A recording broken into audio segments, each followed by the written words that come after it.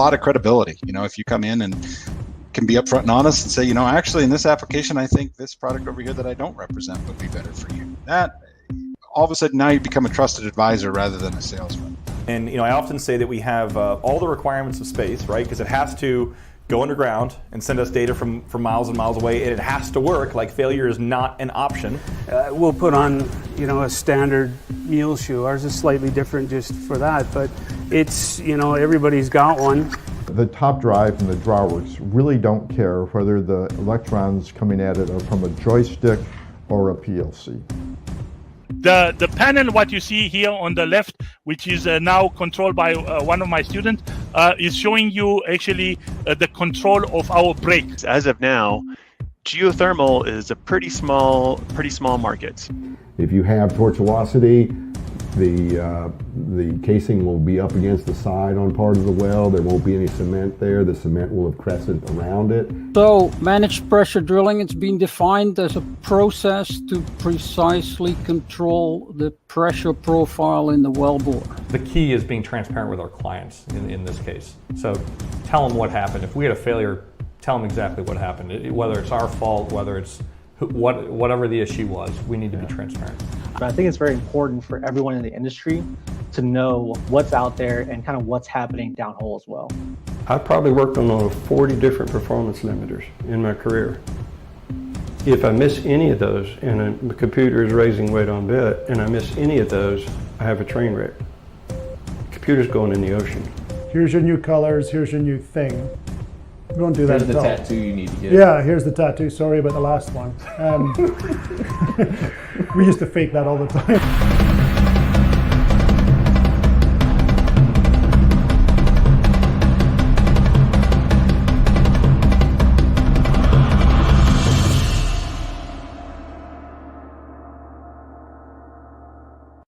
Hey everybody, and welcome to the show. This is the Vidor Locksmith Show. I'm your host, David Gibson, and we are unlocking the secrets to success in the oil and gas industry, one episode, one interview, and one lesson at a time, something like that. One live streaming instance at a time. I'm really excited to be here on this amazing Friday. Had a very long week, had tons and tons of work to do. For any of you guys that are out there, please let us know where you're watching from. Right? As per usual, let me know. Did you also watch yesterday's live stream for the IADD 2020 Mud Motor Forum?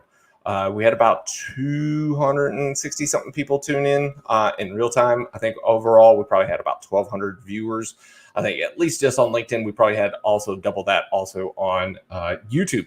It was an absolutely amazing event. A lot of really good stuff. Thank you so much to all the sponsors who put stuff together with that. Speaking of sponsors, this show potentially has a sponsor lined up to be able to start sponsoring the show. So I've got a little bit of work to do on my side to be able to finish that out. If that potential sponsor is watching, please comment in the comment section. Let me know you guys are there. Let's see. We've got plenty of people watching. We've got Samuel tuning in from Nigeria.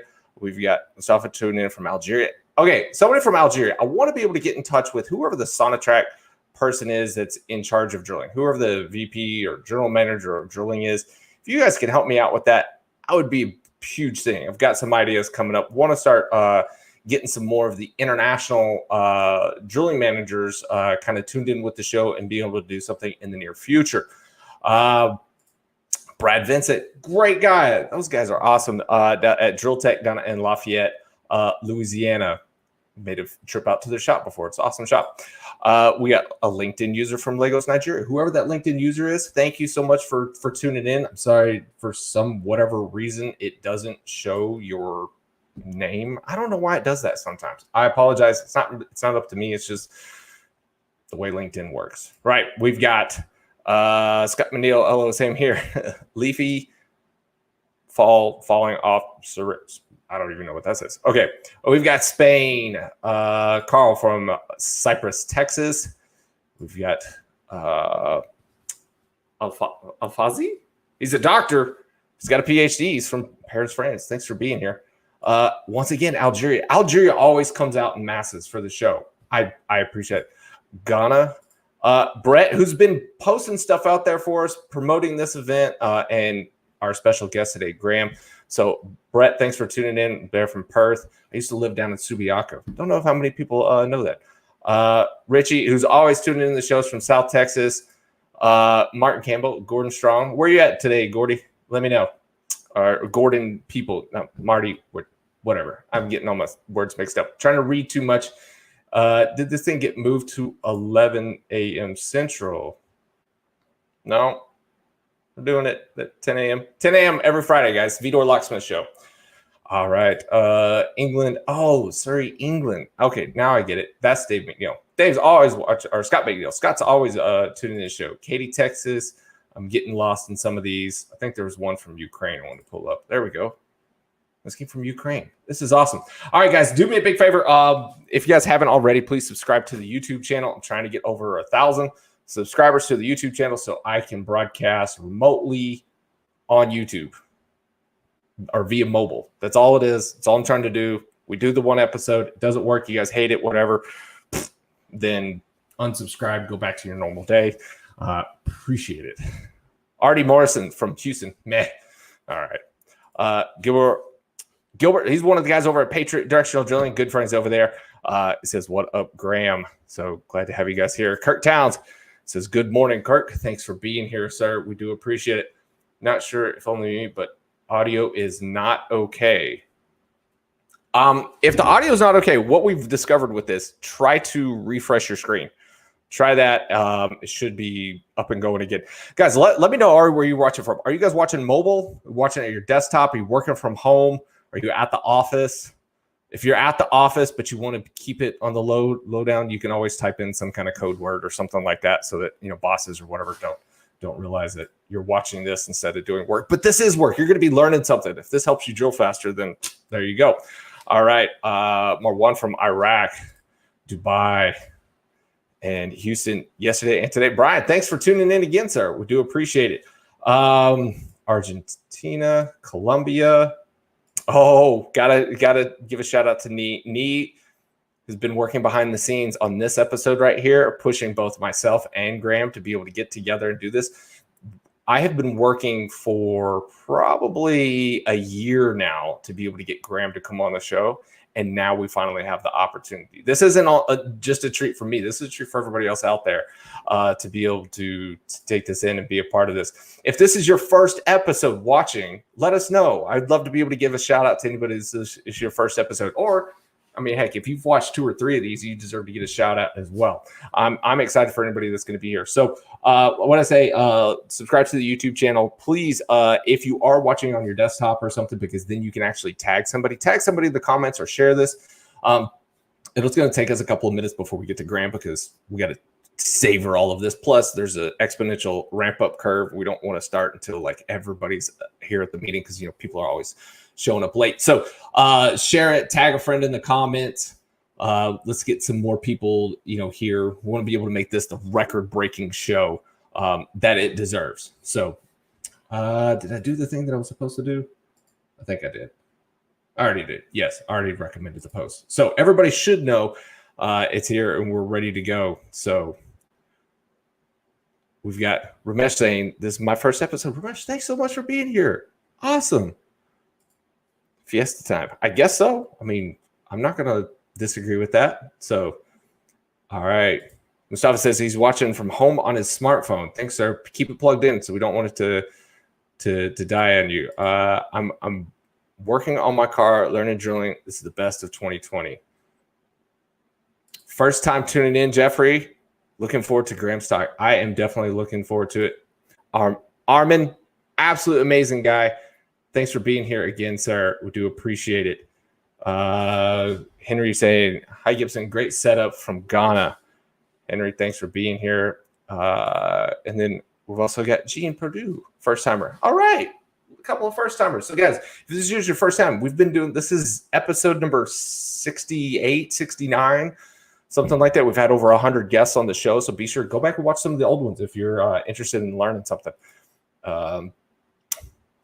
I'm not even going to try that one, but second time, thanks for being here, Mr.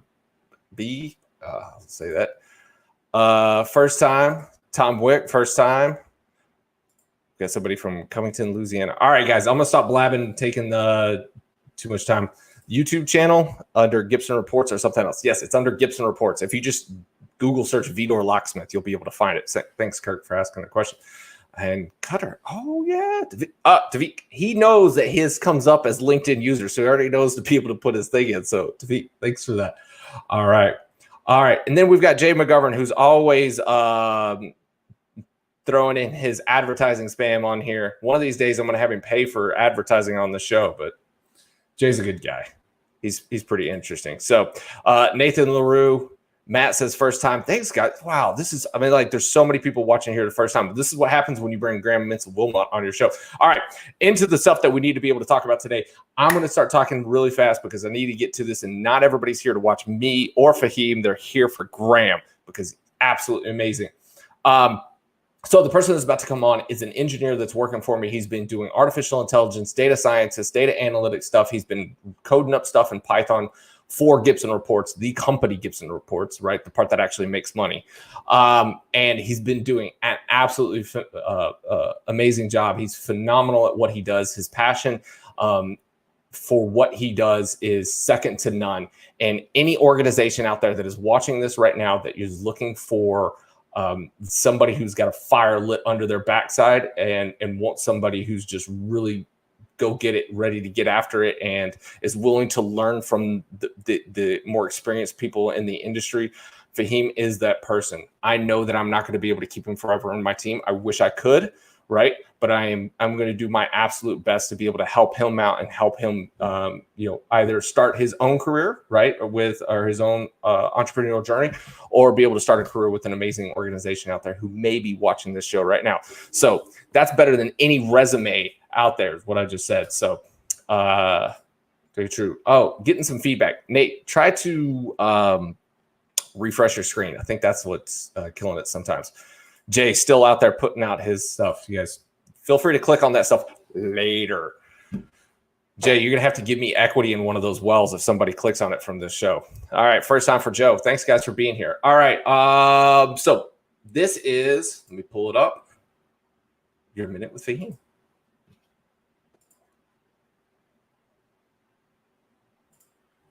Take it away, sir.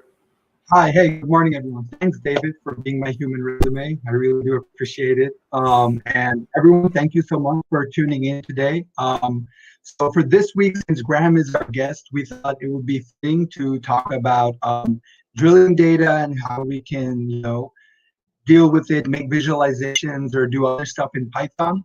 So EDR, right? What is it? It's an electronic drilling recorder that will record stuff while you're drilling. So, you might get data that's like, your bit depth, your bit weight, bit position, maybe. If you're doing MWD and stuff, you might have gamma ray in there. So you'll have all of this stuff.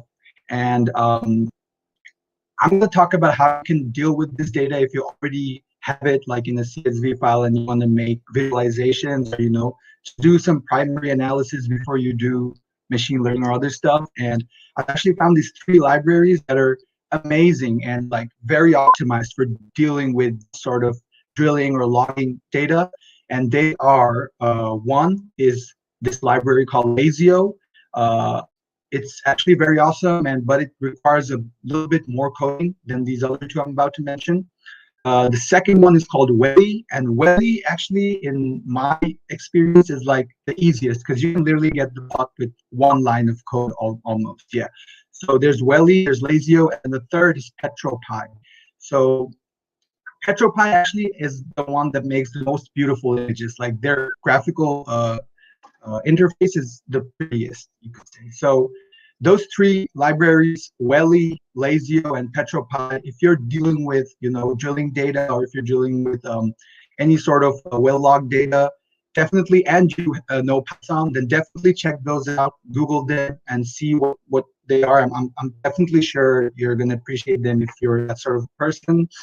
And yeah, I won't go too much into it because we're waiting for Graham. So that was your minute with Fahim for this week. Thank you for watching.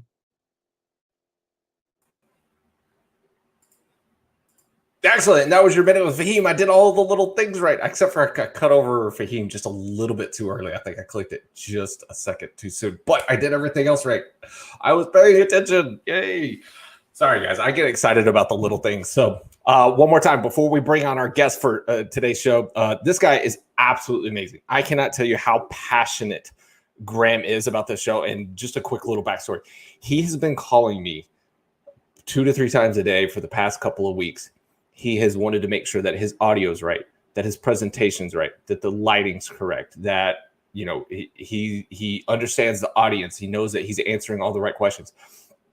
No other guest has been this dedicated to any singular episode than Graham.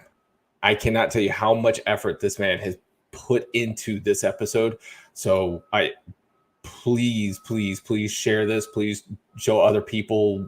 Go run to your neighbor's door. If you're in your car, honk the horn, tell somebody at the car next to you that they need to tune in for this, because this is going to be an amazing opportunity, not just for myself, but for everybody else out there. We're going to have some fun with this. All right. So we're going to play the How It's Done commercial. If you guys haven't seen it, go over to the YouTube channel, watch some of the How It's Done episodes that are there. We're also looking for companies who want to be a part of season 2. We've already filmed like 4 or 5 episodes. We need to be able to get a handful more, and then we'll be able to start releasing stuff. Hopefully we'll be able to start releasing stuff in maybe January time frame. So we'll do this, and then we'll be back on with Graham in just a second.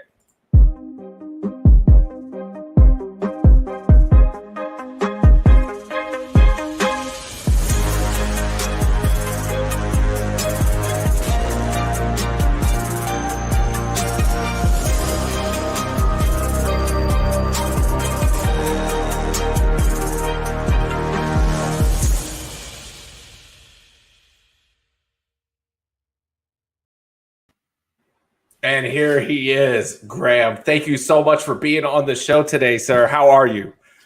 Good. How about yourself? You can tell from the energy. I am amped up about this today. So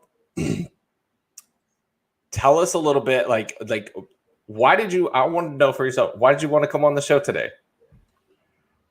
Well, actually, I've been following the show for some time now. Even though our conversations as to me appearing were not really, were not going forward, and I was always having a reason why it couldn't be done, but I was still watching, and I could tell the way you do it, the audience, the interaction, very, very engaging, and I thought that there was a lot that was being shared to our community. And I felt that it was time that I contributed my quota to the offering. So I decided that it was time to do it. Well, I know for a fact that we're all very appreciative for you to be able to crack some nuggets of knowledge on our heads today. Oh, we've even got the David Reed saying, "Good to see you, Grandma." Thanks, David, for watching the show. Oh. It's like a mentor crush kind of thing right there. All right, Graham. I'm not going to stand into the way much more. Do you want to make an introduction to what you want to talk about today? Well, I think the way the material is set up, it will delve itself into that. But what I want to say is that I've seen some people on the list that you're getting. I've seen Biju James. I've seen RC Ramesh Gupta. Ramesh actually is my mentor. And I know he's here to QC everything I say and do. And once we are done, he's going to be calling me, chewing me up. Now, there's someone also I saw, Mad Minus. I've known him forever, and he's a heck of a guy. And there was Jean Perdue. Jean Perdue, I've also known for more than 25 years. And she actually taught me technical writing. Oh. So for Gene to be on the show as a first timer, I know he's going to be watching the material, the presentation style, and I'm going to also. So I got some people I have to impress today, or I'll be in trouble. Well, all right. I'm going to go ahead and bring up your presentation, sir, and turn it over to you. We will be interrupting periodically, guys. If you have, guys, gals, whoever's out there watching, if y'all have questions, start popping them in there. We'll just we're not going to put a time limit on today's show. I know that Graham's got the entire weekend dedicated to this. So we will he wants to answer questions, and I want to be able to facilitate that for all of you guys out there. So let us know where you're watching from, share this, and let's let this thing roll. Graham. And Dave, actually, just want to let the audience know that I'm on California time, which means it's now, 8:20, so I have more time to get us all going. So thank you very much for the opportunity, and I look forward to a pretty good, engaging conversation. Thank you, David. And Ramesh just said, we have worked together to create good outcomes for the business. So. Yes, I could tell you a whole storybook of stories between me and Ramesh. So he makes me scared, but I'm okay. It's good scared. All right. All you, Graham. All right. So thank you very much for those that have joined our little conversation, and also for the first timers, and really appreciate the love in that respect. I'm going to be talking about performance drilling, something we all know about and talk about and try to do all the time. But I'm going to look at it from a different angle, which is, how do we look at efficiency?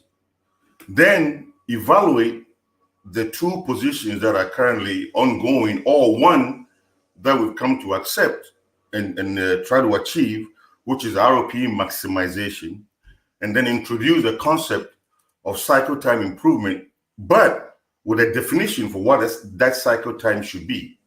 Then I'll also get into the implications, as well as the challenges and the opportunities. And as you've heard from David, my name is Graham Mensa-Wilmot, and I'm the technical director for XCIDrill technology. Thank you very much. So for an overview, before you talk about anything else where people may have different take on the subject, it's always appropriate to have a definition for that. And it's really interesting. As I watched the LinkedIn traffic, there were guys that were really interested in having a definition for some of the elements we'll be talking about today. So I'll try and do that for everything that I introduce, so we can have a perspective of where I'm coming from in the conversation, so people can engage. The whole idea is to get people talking about it and coming to a consensus on that. So I'll do that. Now, realizing that this subject is not new, so I got to get into yesterday, today, and tomorrow. And when I say tomorrow, I don't mean tomorrow like years ahead. I'm talking about tomorrow that is like now. And that's a journey that we are on that needs to be highlighted in that respect. Then I'll get into what drilling efficiency actually is, and what the process of benchmarking should be, and what it means. Then I will introduce some of the current challenges that we face as an industry in our desire to achieve improvements through performance drilling. I'll bring up the ROP maximization challenge again and discuss its implications and opportunities. And I'll also bring up the cycle time improvement conversation one more time. Then I believe there are certain fundamental concepts around drilling and efficiency and the mechanics that we need to understand, because sometimes what you find is you are in a meeting with somebody and you mean the same thing, you have the same goal, but your understanding of the physics and how you interpret the data, data is data, but unless it is understood and interpreted, its use becomes a little bit weak as to the desire to improve with data. So I've picked up some subjects that, like going back to what I was telling David, in watching the program quietly for some time now, and in reading the conversations and traffic around this and other episodes and other conversations, there are certain things that I believe need to be isolated and discussed, so people can go back after this meeting and say, well, this is what I knew, this is what Graham said, I don't believe what Graham is saying, I think Graham is full of crap, or can say, well, Graham said this. I thought it this way. Let me give Graham's idea a shot and see what that would lead to. That is a conversation I'm looking for. Then we'll get into the next steps, because the desire to get into automation is a very noble and great one. We need to do it. We need to do it now, but we also need to do it right. And so there are some critical conversations around that I want to bring into the conversation as well. Then I'll get into the conclusions from our presentation. And at that point, we'll call it a day and go find some beer when we do. So the very first challenge that came up was, what is performance drilling? Everybody talks about it. You see somebody pick up a PDM, pick up an RSS tool, change their bit, do this, do that, and they tell you they are in performance drilling. You see somebody plot data, convert data from a bar chart to a pie chart, and it's in performance drilling. So let's take a step back and say, what actually is performance drilling? It is the process to achieve cycle time improvement and consistency through efficiency and reliability enhancements, supported by comprehensive applications assessment, holistic drilling system evaluations, and detailed analysis of relevant data. You look at a definition and certain things come up. One is cycle time, and the conversation around that is on improvement and consistency. Now, there is also the subject of efficiency and reliability, and then the applications assessment, holistic evaluations, and relevant data. So unless you are engaged in your performance drilling initiative, and you are thinking of the things that are picked up as key terms, the conversation around what you're doing, to me, becomes weak. So that is the definition of performance drilling. As you see, there's no mention of any RSS tool. There's no mention of any big rig, powerful rig. There's no mention of any new Einstein developed or Archimedes bit. It's about a process of reducing and improving cycle time to make it consistent. And that is what performance drilling is and should be. Now, let's now step back and have a time frame to this conversation. If you go back to when performance drilling started out way back, I remember a guy that broke me into this whole thing called Jim Schamberger. And I used to watch him take sonic logs and draw lines on a baseline values and back and forth. And it was because at that time, way back, when I had hair like Michael Jackson, people don't believe me, but I found a picture where I have a big afro like Michael Jackson. Now, at that time, the industry was more preoccupied in using roller cone bits. And also, we had a limitation that if you dared and you were brave enough to want to try, say, a PDC bit, be careful that if the sonic travel time is less than 75 microseconds per foot, do not dare with a PDC bit. That was an untold limitation on what had to be done. Most of the bits at the time were steel body bits because venturing into matrix was it was always problematic, breaking blades, losing, so we couldn't really get there. And then we had lots of, we had kind of loss with regards to the bits themselves. You put a bit in a hole and you are losing cutters all the time. And so that was part of the limitation. At the same time, we're also using stud cutters. And stud cutters by geometry had limitations, but there were those that we could use based on what we knew and the fear of improvement. Even though there were people that were going around preaching, well, why don't you try this? Why don't you try that? The industry was scared because the results said, you better be scared. Now, that was yesterday. So, you can see the picture from yesterday. Then you come to today. And then today, I don't mean today like 2020 in our current situation, but when things started to change, there was the realization that PDC cutters and the cylinder and the stud cutters were all limiting what we could do to product performance back and forth. So we started using cylinders as the cutters. Then the conversation around diamond table thickness was coming in as well. But it started out with realizing that there was a limitation on what a diamond table thickness could be for the bit. Then certain people in research also got into the fact that the diamond table thickness could not exceed a certain value because you created stresses in the cutter that led to delamination, spalling, and all the challenges with it. Then there was the advent or the realization of vibrations in performance. Then we had now very powerful computers. We can now model BHAs and the conditions and the bit. We have understood the ROP mechanics as well. We brought in rotary steerable tools to help us do better. There was a drilling mechanics understanding of how we drill and the conditions of the drilling, the loading conditions back and forth. And, you know, we now have this real-time centers for surveillance where now you can be looking at your drilling parameters and what is going on. You are sitting somewhere in Qatar and you are following a run, say in Venezuela.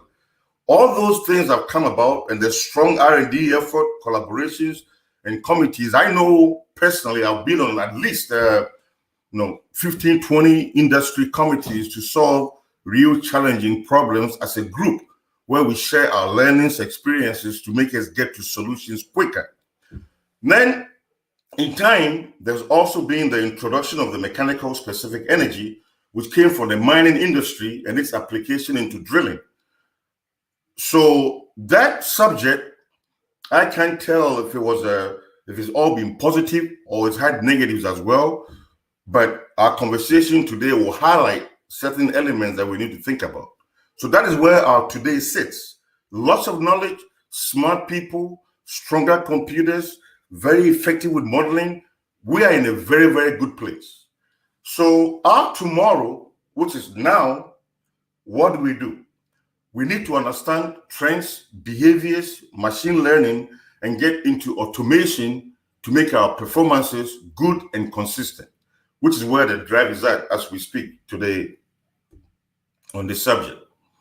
Before we get deeper, I want to have a wall which I call Graham's Hall of Fame, because where we are today and where we are going will be totally impossible without the work done by certain people.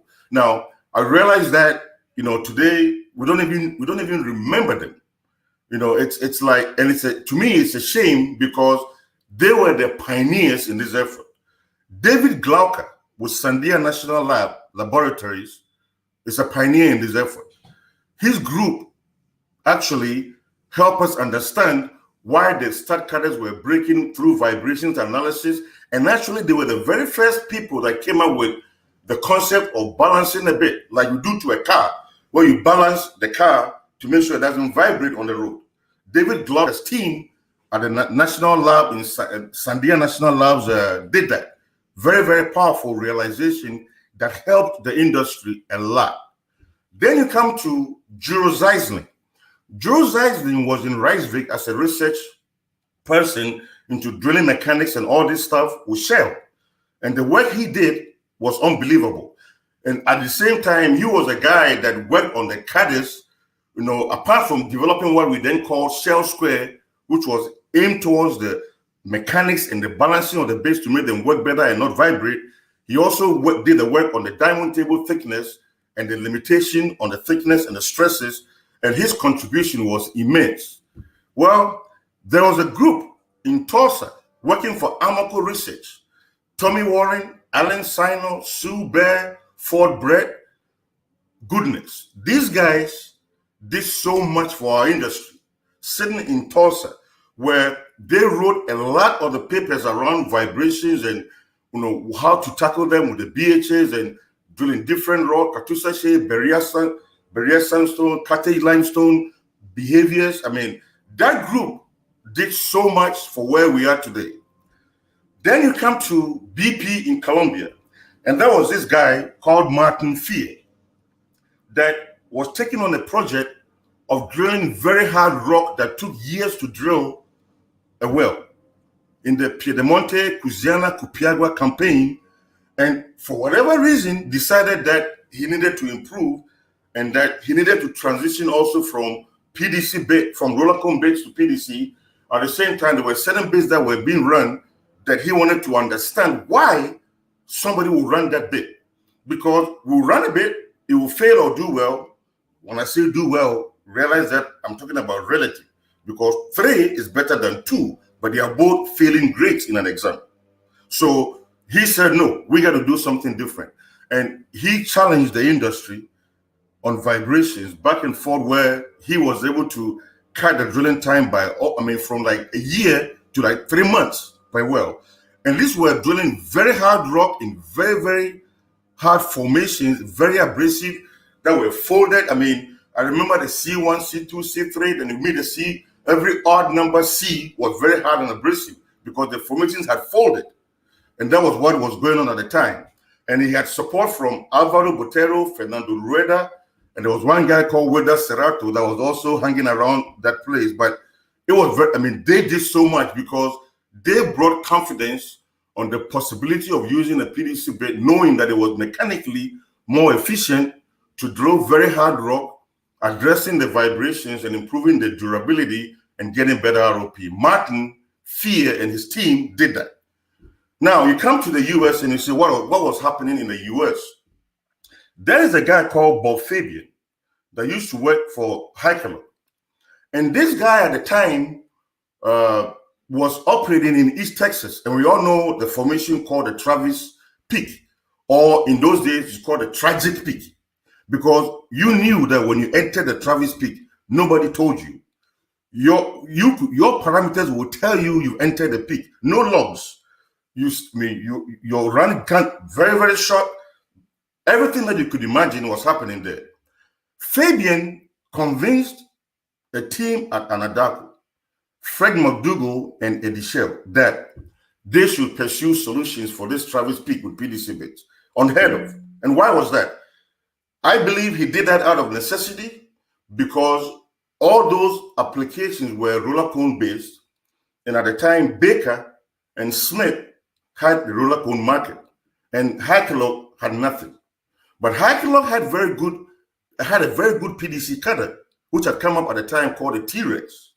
So Fabian was able to convince these guys to try, and they gave him some very difficult conditions of payment, which was, if you DPR the bait, they were not going to pay you because they would have preferred to run the roller cone bait, which was 1/3, 1/4 the price of a PDC. Fabian's management with Heikelberg stuck with him. He failed and failed and failed, but he saw the failures as opportunities to learn and do better. In the end, Fabian conquered the Travis Peak. I know people talk about it, but they should go back and give the credit to Bob Fabian with Heikelberg. He did that work. Now, McDougall and Shell from Anadaco, allowing him to even do that and questioning him in time and the performances was unbelievable. But the industry's success at drilling very hard abrasive rock should be attributed to Fabian's efforts, because that success allowed us to tackle the Wamampapa in Latin America, the Plover in Australia, the Mirador in Colombia. It spread, where now you could go to a drilling manager or operation and say, wait a minute, this rock is hard, you are doing 1 foot, 1 meter an hour. I can do 3 or 4 and cut your drilling days down with a PDC bit. And the reaction was, no, it's not possible. You say, wait a minute, look at the Travis Peak, it's been done. This is what they did. And based on that, let's give this a shot. It was Fabian combined with Martin Fear's work on large diameter holes that allowed all this to merge and move forward. Now, I have a personal Hall of Famer called Larry Wolfson that didn't have the same effect as Fabian and Martin and Tommy Warren, Allen Sinor, and Djurre Zigsling. But he changed the conversation that was very critical. In the past, when we thought about performance, it was all about ROP. And the ROP was about, let's go drill faster. Now, in the last week or 2-3 weeks, there's been conversations about why do we drill fast when sometimes drilling fast causes a problem? And why can't we get a drilling team to think about something different. Well, I'm glad to say that, that in 1996, thereabout, Larry Wolfson had that notion. Larry Wolfson was drilling wells, ELD wells, about 10,000 feet long in 12.25 inch in Alaska, on the Nyaku play for BP. And Larry was running systems, specially designed bits back and forth that were very fast. But Larry realized that he was overloading the hole, getting stuck, not holding the line, and dropping and having to slide at that time so extensively that even though his instantaneous ROP was good, his cost per section, which was the notion that he was developing as a soloist in this effort, was not good, and decided that we needed as a team to sit back and find a way to reduce the drilling time on this project. He called a team and he drove a conversation I had never heard before. He said, let's work on reducing our sliding time, hold the line. And if we can do this and get just a good ROP, but we stay on bottom, he believed, and then manage the hole, we will do better. That was Larry's position. And so he drove that conversation and forced everybody to step back. So instead of drilling fast to drill fast, he said, let's drill slow, manage, and with a purpose to drill fast in the end. And that was Larry's understanding of how to improve. Now, I'm going to come back to Allen Sinor, because I believe that Allen Sinor is owed a gratitude in the industry, because in addition to the work he did at the Amoco Research Facility, where he had the Tulsa Research Lab and also the Catoosa Field Lab, he wrote a paper, SPE 39306. I have read this paper at least 20 times. And I believe that anybody that wants to engage or talk about performance drilling needs to read that paper. Allen Sinor, based on all the research work he did, challenged the industry's positions on a lot of subjects. And in the end, he said, we do this, but it is wrong. We do this, but it is wrong. I call that paper the Bible of performance drilling and of PDC bits. It should be, it's always close to me. And every time I'm in doubt, I go back and say, what did Allen say at this time? Everything he said then is still valid today. The challenge is that the industry keeps trying to stray away from Allen's positions. But truth is truth, and you cannot beat what he said in that paper. So Usama Sabir has been very engaged, and him and I have been going back and forth a lot in the last 2 weeks. And he wanted a definition of what benchmarking is and efficiency. So let's start now with the definition of what drilling efficiency is. It is the construction and delivery of a usable wellbore while achieving the operational conditions needed to establish the lowest cost imprint. It is documented and discussed in the paper I've listed there. So performance drilling should be seen as an enabler to efficiency improvement in drilling. When it comes to the concept of benchmarking that Usama sent me questions on, there are two types of benchmarking: basic benchmarking and relational benchmarking. The two are very different. Basic says, if it ain't broke, don't fix it, like they say in South Texas. But relational says, why did I get this result? How did it happen? And can I make it better? Therefore, regardless of your condition, it says this: if it ain't broke, make it better. So relational and basic benchmarking are different. Then you come to the concept of a pacesetter. What is a pacesetter? Once in a while, we get a great run that is like a mind-blowing performance. That is never repeatable. And I believe anybody that goes through their data can get to that point and say, man, that run was excellent. Why did it happen? So to me, a great run that we love, for which we can't explain, is not my benchmark. It's an outlier. My job is to go find out why it happened so the other runs that are not as good can possibly get to that point. But to get a great run, which is what we always talk about, you ask anybody, oh, have you drilled here before? You have any experience? They'll bring you that one run, which was the best. But you say, wait a minute, how many runs have you had? And the 20 other runs are not in the data set. Is that one run that is brought for the discussion for you to do the same, and you can never do the same again? Then we all get up into this notion of trying to excuse ourselves on why that run is not being that. Well, maybe this, maybe that. But it's because we don't understand that that run is an outlier. Now, benchmarking is something that you can repeat. So the reason why I separate benchmark from pacesetter is a great run that is not repeatable. Benchmarking is one that I can sustain, repeat, and I'm consistent. My job is to be consistent in the runs. So I'm looking for the runs that I can explain that are consistent, not that one run that is a great run that I can't even repeat or don't even understand. So let's now step back and say, wait a minute. So what is the process of doing that? To do benchmarking, you have to first separate your parameters into outputs and inputs. I hear conversations all the time. People show stuff, I have this run, that run, and you're like, wait a minute. How was the run executed? What did you use? How was it done? Oh, well, this was that, but all that data is absent. Any conversation of an output, ROP, footage, whatever it is, without an input on how those values were attained, shouldn't go on. I need to know how you got that result, because if I'm going to improve, I'm going to work on the house to give me the objective I want, not what you've gotten already that I can't explain. So how do we then define benchmarking? It's a procedure to compare output parameters and normalized input parameters based on the ranking of specific factors that influence cycle time. So we're going to get into that. And so what you read is normalized inputs. Somebody is going to say, well, Graham, what do you mean by normalized inputs? Why do I have to normalize anything? I got a good run. It's a good run. What do you care about what I did? Well, yeah, I do. I care.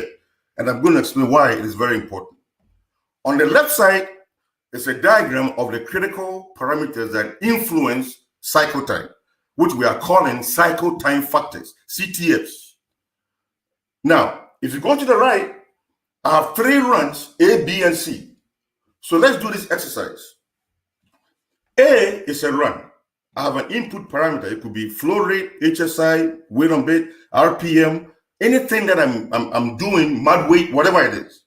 And on the y-axis is the output. So I have 3 responses on the run, but the data I have in my record, bit record or EDR, whatever it is, shows the output comparison, whether it's ROP, footage, vibrations, whatever it is. So I come back and I said, what is the benchmark? Well, if I look at the X zone of analysis in this zone here, it is very, very consistent if I conclude that this A is my best run because the output, if I compare C1, B1, and A, output from A is the best. So that's my benchmark. Assuming I'm getting that all the time, it becomes my benchmark. But there's a question. We realized that the inputs for B and C were different and lower than what we gave A. Maybe A had a higher flow rate. Maybe it had a lower mud weight. Maybe it had a higher HSI and also differently. Maybe it had a different BHA and ran more weight. We don't know that. But we are looking at the output, which is the vibrations, footage, or ROP. That's what you're looking at. So the question is this. Why weren't B and C given the same conditions as A? Why? And what would they have done if they had been exposed to the same conditions as A? And was that even possible? So I start with this. I need to know why first C and B didn't have the same conditions as A. And then in my mind, if that was possible, but maybe somebody gave the instruction, don't do that, or they tried to do that and couldn't because of vibrations or something else, then I have a reason. Okay, then I cannot make any case for C and B. But if I realize that in my analysis of the data behind the data, that the execution of C and B was all right, it was just that the flow rate was lower. And even sometimes what you realize is that you are drilling, you get into a low circulation zone, you catch your flow rate, you end up drilling slower. What you see in the report is a slower, because nobody goes back to read what made you catch the flow rate. And so the judgment is made that C and B were not good. Now, what if A also, when being run, there were no issues with lost circulation zones back and forth, or whatever happened? Could A have gotten the same results at a C if it had been exposed to the same conditions of C? Or could C and B have done better if they had been exposed to the conditions of A? You have to answer those questions. That is the relational benchmarking I was talking about. So let's do this. If I then come back and I say, let me now step back. Instead of looking at X, where I compare what happened on the run, I'm going to say, what could have happened if I had exposed all of them to the same conditions? And what you see X, C is now here. Much better. You won't believe the number of times we miss this analysis and end up running A again when C is obviously better, because exposed to the conditions of A is a winner. But we pack it and go with A because in the data, in the Excel spreadsheet, A was better. So benchmarking, Usama, to your question, this is what benchmarking is about. It's not about just looking at X, Y, and plotting data in the Excel sheet, seeing what is high, what is low. No, you have to go back and question how the results came about and the conditions to know what benchmarking is all about. Now, let's now step back and look at what the industry has been. I mentioned the group of engineers and researchers, Tommy Warren, Allen Sinor, and all those people that really spearheaded us. So let's look at this table, this graph here. If you look at this zone here, we were doing very well. Then, if you look at footage per circulating hour, this graph should have continued, or even if it fell off somewhere here. But what happened? We are now here. We are either flat or we are coming down.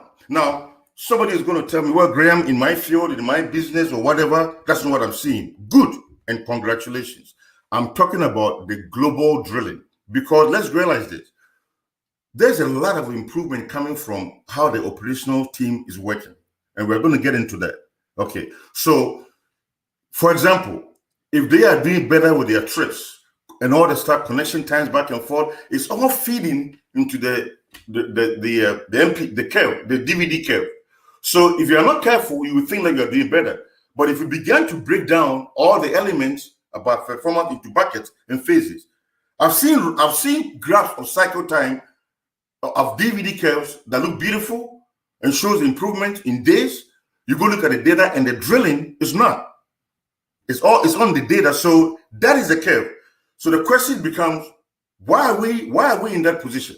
Because if we could combine what the operational teams do to what we supposed to do to help them do better, I'm very convinced that we will be blowing this curve on what our pioneers and forefathers did for us. I don't want to say forefathers because I still talk to Allen Sinor all the time. 2 weeks ago, I was talking to him. I don't want to sound like he's an old man. He's a very young man. So we should have been here on 1, 2, 5, 1, 2, 3 curve. Why is that? Several conditions and reasons have led to that. One, we are very risk averse. And there's a reason why we are risk averse. If I don't know why you want to do something, I'm not going to do it. It's human nature. So I need to, if you want me to do something, tell me what gain I have for what you want me to do. What benefit?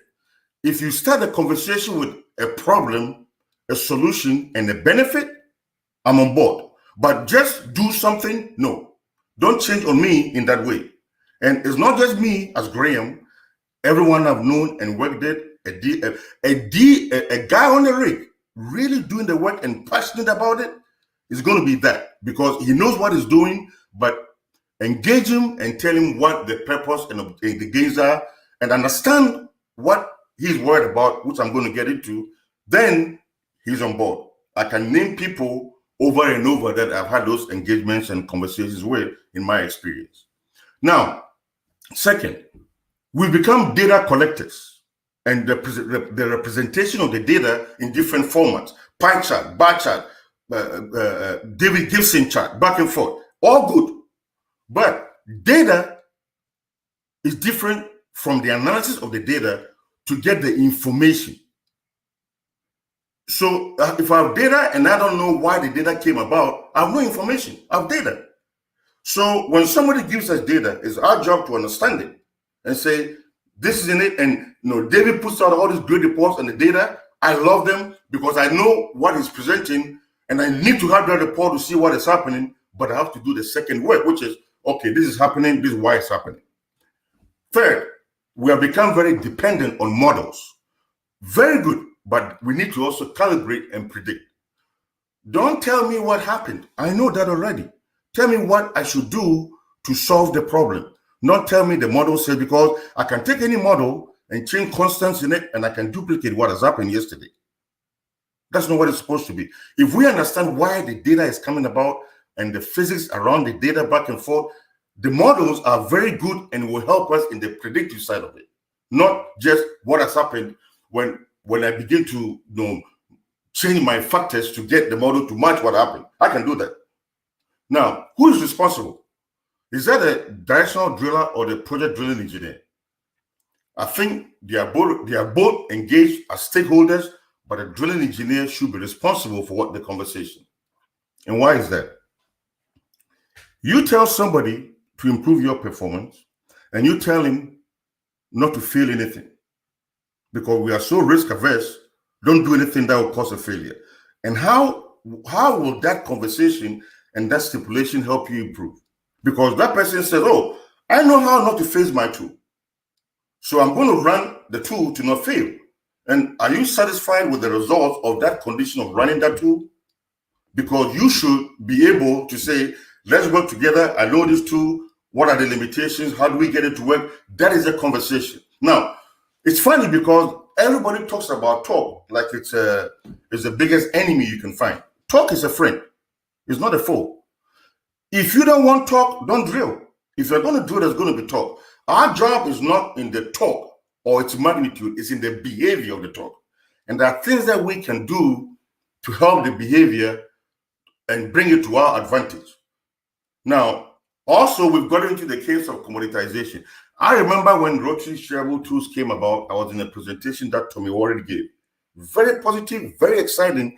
And one thing Tommy said was, now that we are not going to slide drill and we're going to have constant string rotation, good hole cleaning, we are in heaven of drilling. And it was very obvious that if I have constant string rotation, my BHA and bid designs should be different from a PDM scenario. Tommy said that because his research revealed that. But what are we doing today? We've commoditized everything.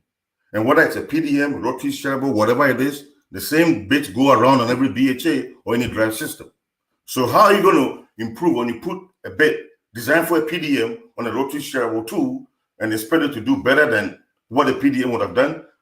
Or sometimes you don't even have the RPM benefit of the PDM unless you add it. Then you're going to say, well, my cost keeps going up. Am I getting the representative gain in performance based on all these tools I'm putting there? Then you have the significance of MSC. I believe after today, I would have laid the foundation for a deeper conversation by everybody on this call because it's of value, but we need to understand it to use it right. And then we come to the drive systems and the applications. The matching of drive systems as to the different rotary shareable tools, PDM to the application back and forth, the connection is weak. We still tie the connection to what we do to the formation. It's important, but we need to bring in that system side to the application as well. Then today, every vibration we see, no matter the condition, how long we've drilled, how long we've been in the hole, what formation we are in, back and forth, stick slip. Stick slip, increase RPM. That shouldn't be the case. We need to identify what that mode is because the modes are different and are initiated differently, are sustained differently, and are mitigated differently. Imagine having headache and taking toothache medicine. So sometimes that is part of the problem. And the BHA designs should be based on the objective and the system design as against I run that BHA on well one, the profile is seen back and forth, we put it there to go. No. Then one more consideration. the rock mechanics contribution to performance has been based on hardness for a very long time. That hardness conversation is again perpetuated by our desire and conversations around the MSE. I believe strongly that the formation's contribution to drilling difficulty from a rock mechanics standpoint has to leave the hardness conversation and get to the drillability conversation. Hardness is part of the drillability discussion, but it does not define drilling difficulty or drillability. It's different.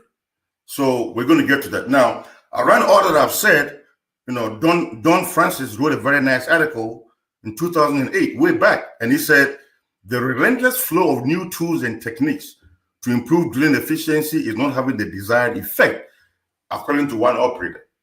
I did talk to him after this article, and he gave me some information on what he thought and what was going on, but it's true. We've become so obsessed with new technology, which is good, but there should be a conversation on the application and the relevance of the technology. Usama sent a notice about a PDM performing a rotary steerable tool on a run and offset, and I'm going to talk to you about that because that is very possible based on the application. There are instances where tools that are very good are not the appropriate or relevant ones for the project, and those tools being of higher cost raise our operational cost. But let's think of the application and the relevance of the tool and or the technology in that conversation. Now, so let's step back in this and look at something that is very important. I've been talking to Steve Tkach. Steve Tkach is a very experienced guy. I've known him since 2013. I had a meeting with Steve Tkach, and I tell you what, the way he spoke about the project and everything else was very, very revealing to me. So when I find someone that, to me, thinks differently, wants to improve, back and forth, like a growth person, I keep those guys on speed dial and call them all the time. That's how I've worked all the time. So in preparation, I talked to Steve, and Steve said something to me that was that really opened my eyes this week. He said, Graham, performance drilling is a necessity. We need to have it. But the fact that we do not understand what goes on in the field from an operational standpoint is the reason why people in the field do not want to get into performance drilling, because they think that every time we talk about performance drilling, we are talking about ROP. And they are worried about several other things about their performance and their wells than just ROP. So you go into a meeting and you say you're a performance drilling person, you have to make sure that you understand what is going on operationally and relate to those challenges, and not base the conversation on performance improvement on ROP, because like I've listed here, he's talking about the concerns they have about loading the hole, getting stuck, over torque issues. And when you want to drill fast and you drill fast, load the hole, cannot slide, cannot steer back and forth, what is the point to an operational guy like a superintendent? I'm not interested. I want you to talk to me like you understand what is going on with me. And that's the challenge. So our desire to always push the ROP side with increase the weight, find back and forth, shouldn't be what drives our performance. The weight should be increased as and when necessary, based on things that are critical to project success. Now, that should be something that you discuss with the operational team to know what concerns them more, and not just you come in there, I want to make you drill faster. No, that's not what I want to do for now. Now, there are times when a project requires ROP improvement to be better. Let's do it. But let's base those limitations on the objective and the challenges of the project. That is why I showed you a graph earlier, which I call the cycle time factors. All those elements, 10 in all, affect my cycle time. ROP is one of them and not the only one. So what Steve told me is the conversation should be around cycle time and how to get the wells delivered well, efficiently, and on time, as against drilling fast for fast sake. Now, somebody will say, well, why shouldn't that be the case in hard rock when the cadence volume is less back and forth? Because the operations team have different concerns in harder rock. They are worried about vibrations, tool failures, over torquing, and twist-offs. So have you identified why those happen and developed a solution that will let them sleep at night before you talk about what you want to do to make them drill fast? That conversation is paramount to you having an engagement with an operational team. That is where, and Steve Tkach, I want to thank you again. I know he's on the call, but he drove me to say, Graham, make sure that the conversation is around the failures that an operational team do not want to have to fix. That is key. And Steve, thank you very much.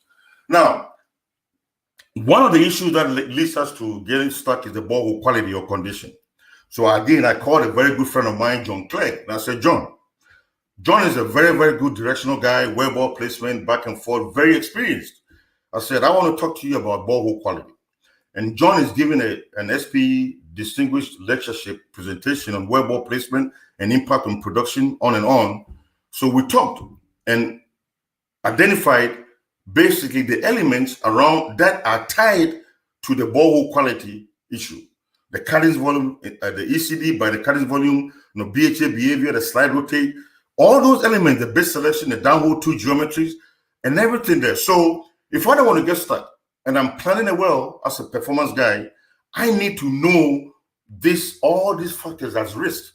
And when I talk to somebody who's been stuck before, in Ghana, they say that if you've been bitten by a snake and you see a worm, you get scared. A worm is not a snake, but the fact that they look alike and it's smaller and it can have you, and you've been bitten by a snake, you are scared.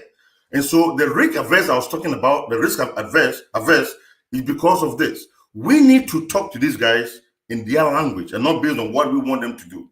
And so, John, thank you very much. Here I'm showing borehole qualities. So we know borehole quality affects our data, our subsurface data gathering quality, also trip in, trip out, getting stuck. We all know that. Here I'm showing two projects on the same rig by the same team. One where the drilling engineer, Fernando Rueda, called and said, we got to fix this borehole quality. My subsurface team is killing me because I can't get them the right data. Optimized the system and the behaviors as you see listed here, and look at the borehole quality after that. And all the stories in that paper, 98931. And I want to thank Fernando Rueda also for that project. So let's now get back to the ROP maximization and its implications. So our objective is to reduce operational costs. And we say, let's maximize ROP to do that. So it comes from the cost per foot event, and our efficiency to the attainment of the operational cost reduction is mechanical. And then we also come to the conclusion that, well, I know the rock strength, and I have this theory that if I'm 100% efficient, which I'm going to push because I'm looking at the mechanical improvement to my operational cost reduction. I want to drill fast to get it done. But I also know that my MSE, if I'm 100% efficient, is equal to my rock strength. So to get it equal, I have to keep on drilling faster. So this notion keeps pushing the ROP pursuit. So what are we doing? We are feeding into the fear of the operational team. They may not say it. They may come to the meeting, nod their heads like they're in agreement. When they get back around the coffee table, they are talking like, well, I got stuck and Graham comes in and wants me to do that again. Hell no. That's a conversation. So that is a notion around that. Now you come to the implications of that. So we are trying to find what way to make it grow faster, because that's what we are pursuing. But the possible operational challenges become an afterthought. So we say, let's go drill fast. Now, if we get stuck, let's do this. No, that's not how it should plan. It should be, we have the potential to be stuck. What do we do to not get stuck? Because the stuck event and the time consumption around that is more than the time saved through the ROP game. That's the conversation. I've heard people say, wait a minute, well, your on-bottom drilling is just 10 to 15%. Why are you worried about it anyway? That statement is true because the time in drilling on-bottom, 10, 15%. But the implications of not doing that on-bottom activity right and creating a poor borehole, trips, failures, back and forth stuff runs huge, but we never assign those implications to what we did on bottom.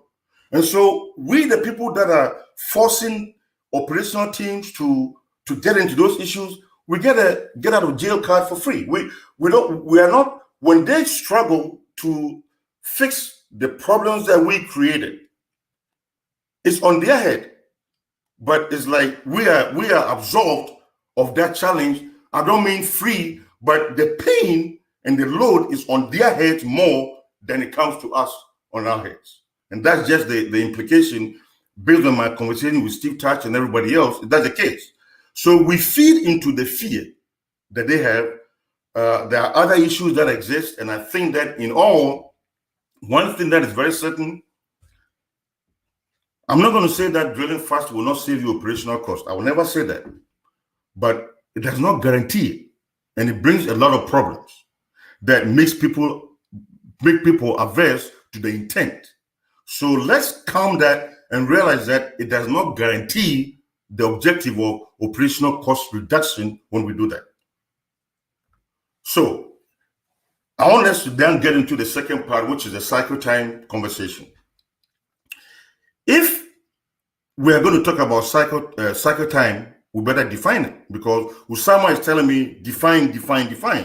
So XCIDrill, the company I work for, is saying that based on stakeholder review and assessment, cycle time in performance drilling should be the cumulative time associated with the BHA pickup, the drill out, the drill ahead, trip out, and the casing run, and any round trip for a BHA change goes into the cycle time for performance drilling.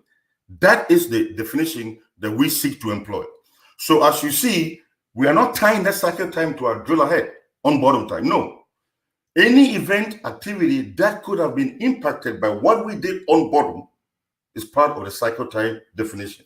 When I came up with this, I called Larry Wolfson, and he said, "Yeah, if you do it like that, Graham, you get my support in that conversation." So that is what we want to make cycle time to be in its determination for the conversation. So now that I've said that, let's now go to the cycle time impact on the cost reduction. Our goal, again, like we did for the ROP maximization, is cost reduction. So we start with the consideration of the cycle time factors and their ranking, and also evaluating the project based on a cost per section basis, not a cost per foot conversation. And our operational conversation, based on the fact that we are now considering borehole quality and everything the operational team seeks to address, becomes an operational efficiency and not a mechanical one. Then we also say the rock's contribution to this conversation is no more on the strength, but on the drillability of the rock. Different.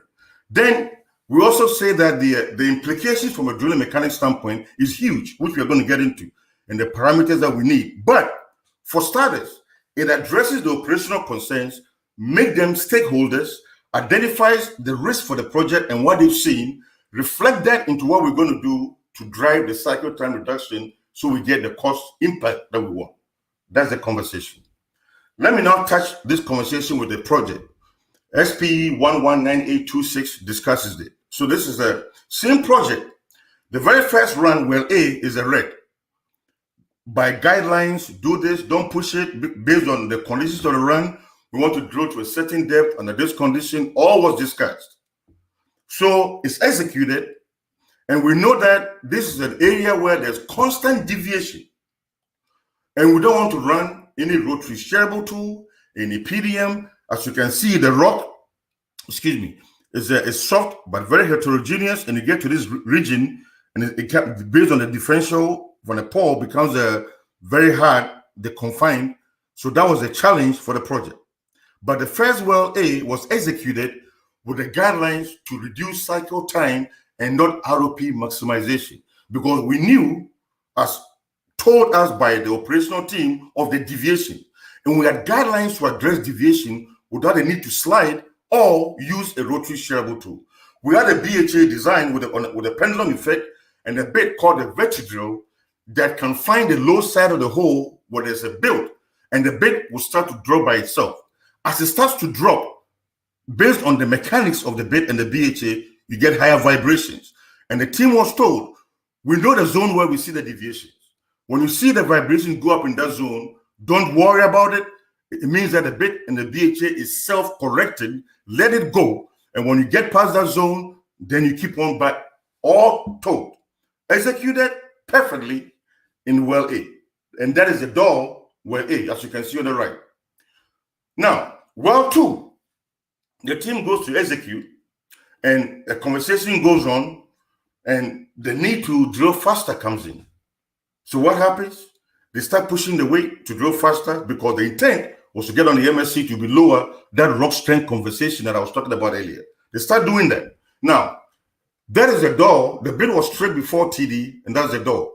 And you see the inclination. So on the red run, when we got to the zone that we built angle, allowed the system to work as designed, the angle came down, and we go to TD, less than 3 degrees. You see this one on the blue? It got to that zone, it built, they started pushing it, whatever they did, it just kept building and building and building. And when the bit starts to look like that, its functionality of self-correction is lost. So the BHA didn't work, back and forth. So after the project, the team calls a meeting and they say, wait a minute, the solution you guys presented worked the first time, the second time it didn't work. So we don't believe it will work. So let's go pick up a model and go slide. We know it's not what we want, but you guys said we could do it without doing that. But now you are 50, you are 1 for 2, and we don't want to go on this tripping because at the time they didn't want to trip. Tripping was a no-no for this run.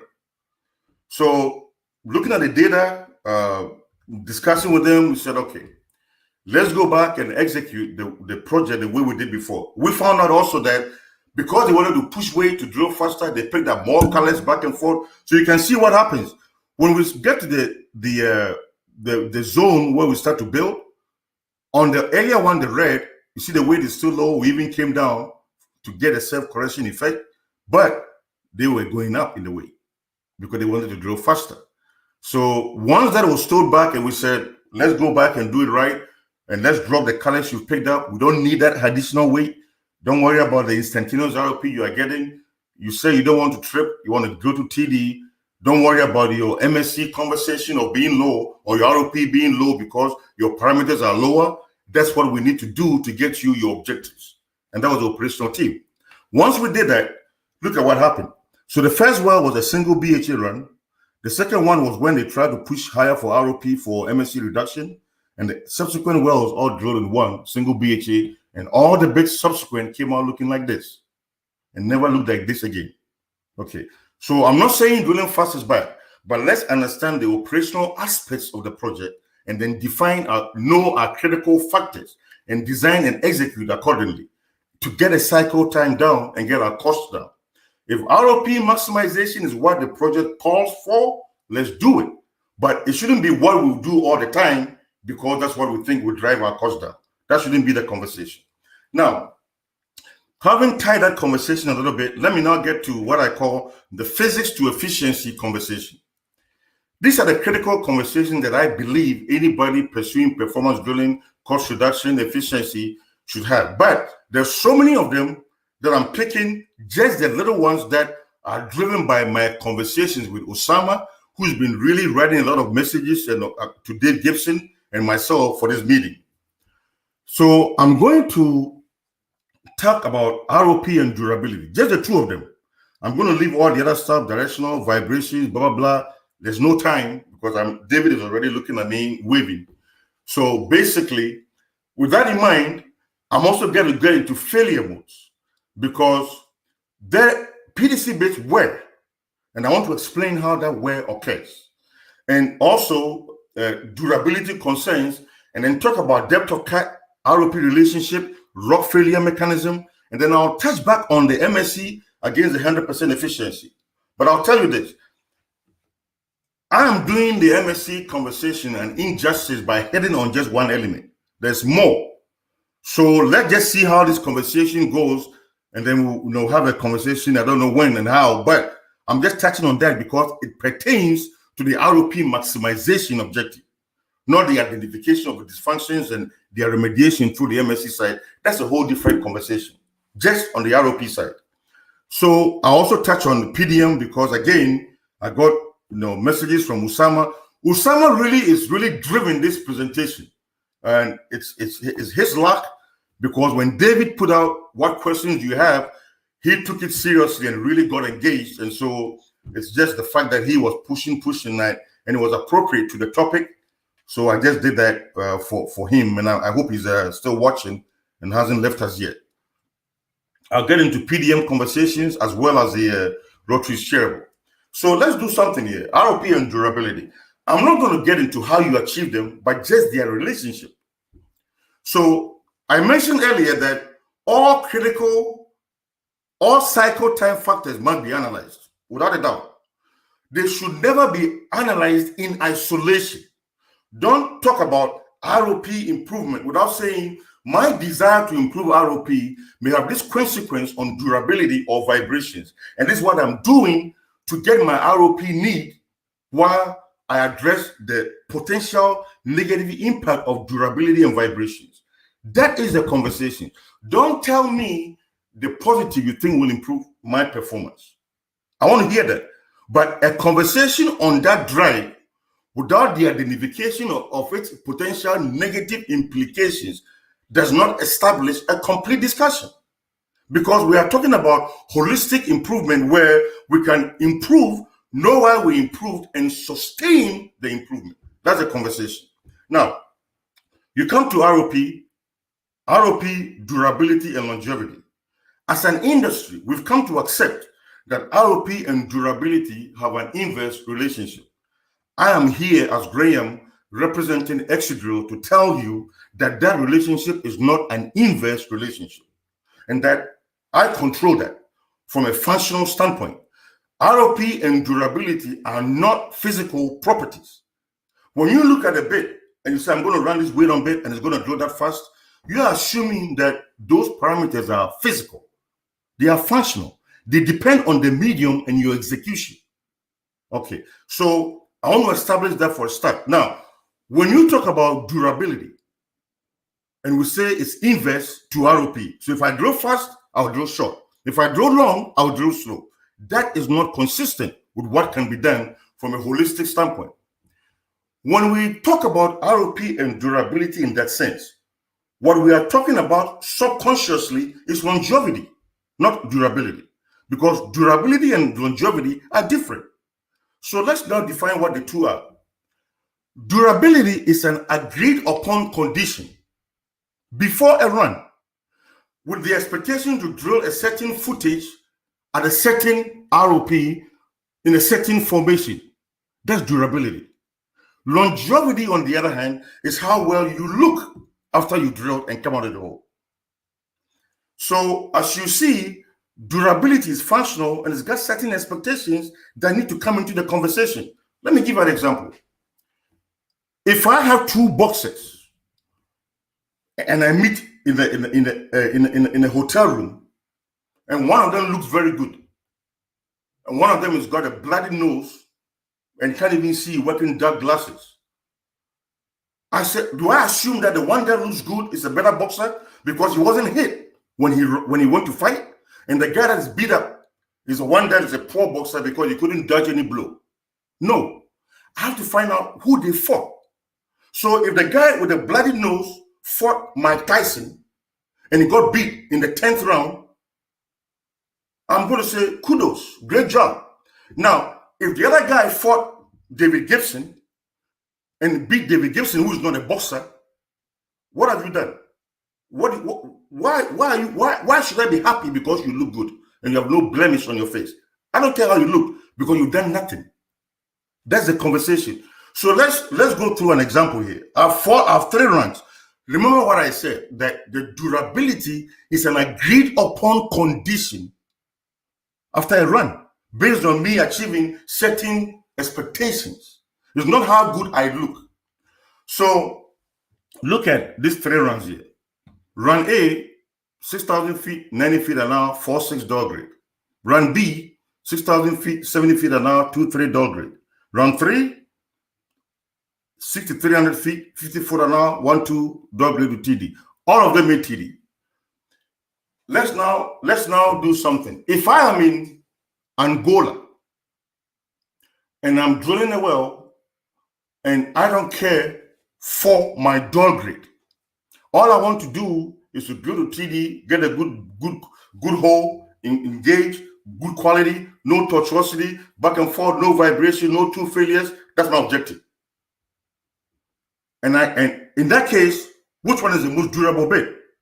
Bit A is the most durable bit because it met my objectives. And before the run, I told everybody in the team I didn't care how it came out.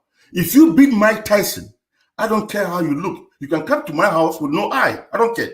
You beat Mike Tyson. You met the objective. Now, let's step back. If we said we're in the Permian, and in the Permian, I said I don't want you to have a damage beyond repair condition. I want you to drill to TD, meet all the objectives, but I want you to be repairable so that I don't pay damage beyond repair. What is the most durable bit? It becomes B, because B got to TD, good ROP, in the 2-3 condition is repairable. So my definition of the expectation changes what is durable. It's a dynamic definition and not static. Now, if I saw these 3 bits and I didn't have any idea of the conditions or the operational expectations, I'll say, oh, bit C is more durable. Why? It looks better. That is longevity. It's the slowest bit. I don't care how you look when you're doing that slow. I remember a meeting I was in one time and we had pulled a bit that was green, got to TD with about a 1-1 condition. And the drilling manager in the meeting just turned around and looked at me and he shook his head. And I knew what he meant.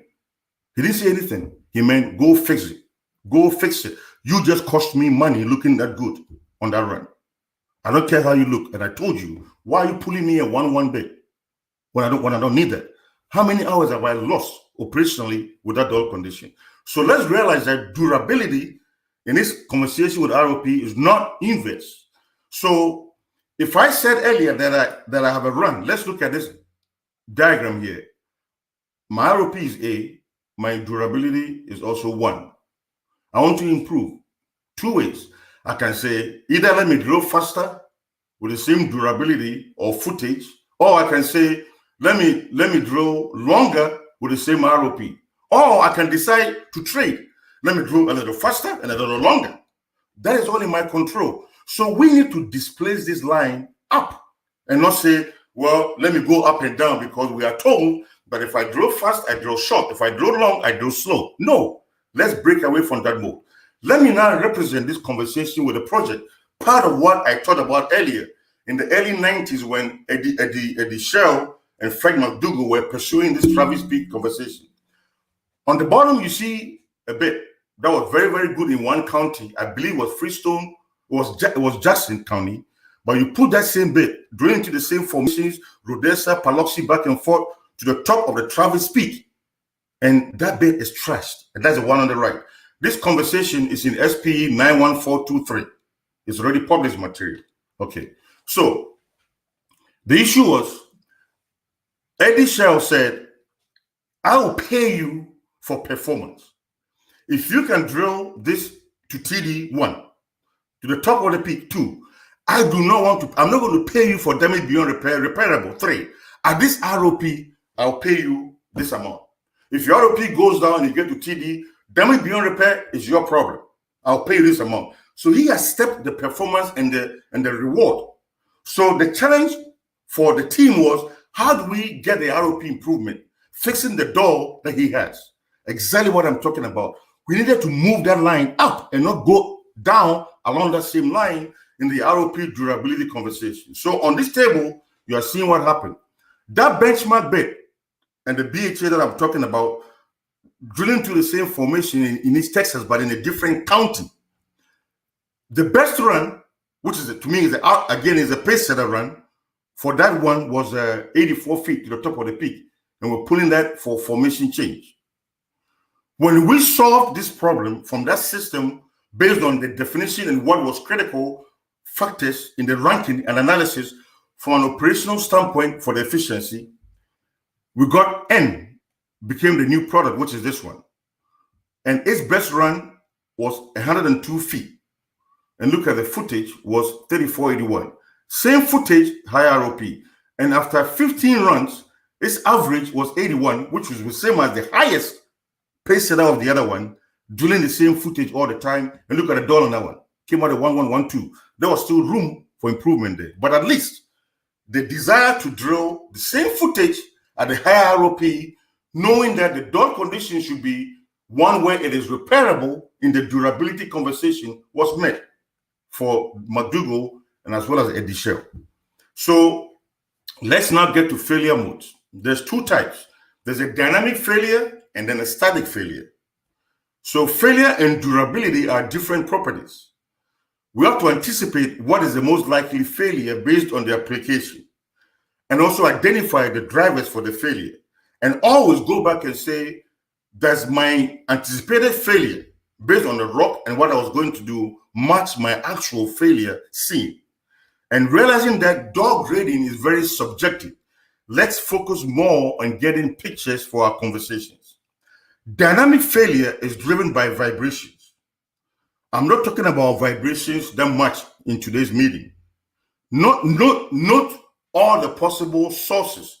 There are about 16 sources of vibrations on the run. It's not always the bit, like we come to believe, oh, I'm vibrating, change the bit. That shouldn't be the case.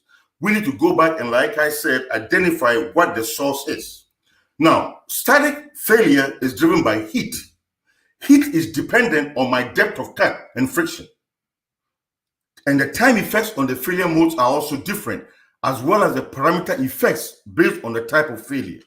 So let's look at something. So you have static and dynamic. Dynamic is initiated and it's got its own drivers to that. Static comes in, is initiated, and then it grows. So I need to know how the static initiates and what makes it grow to fix static failure. Now, a critical condition is this.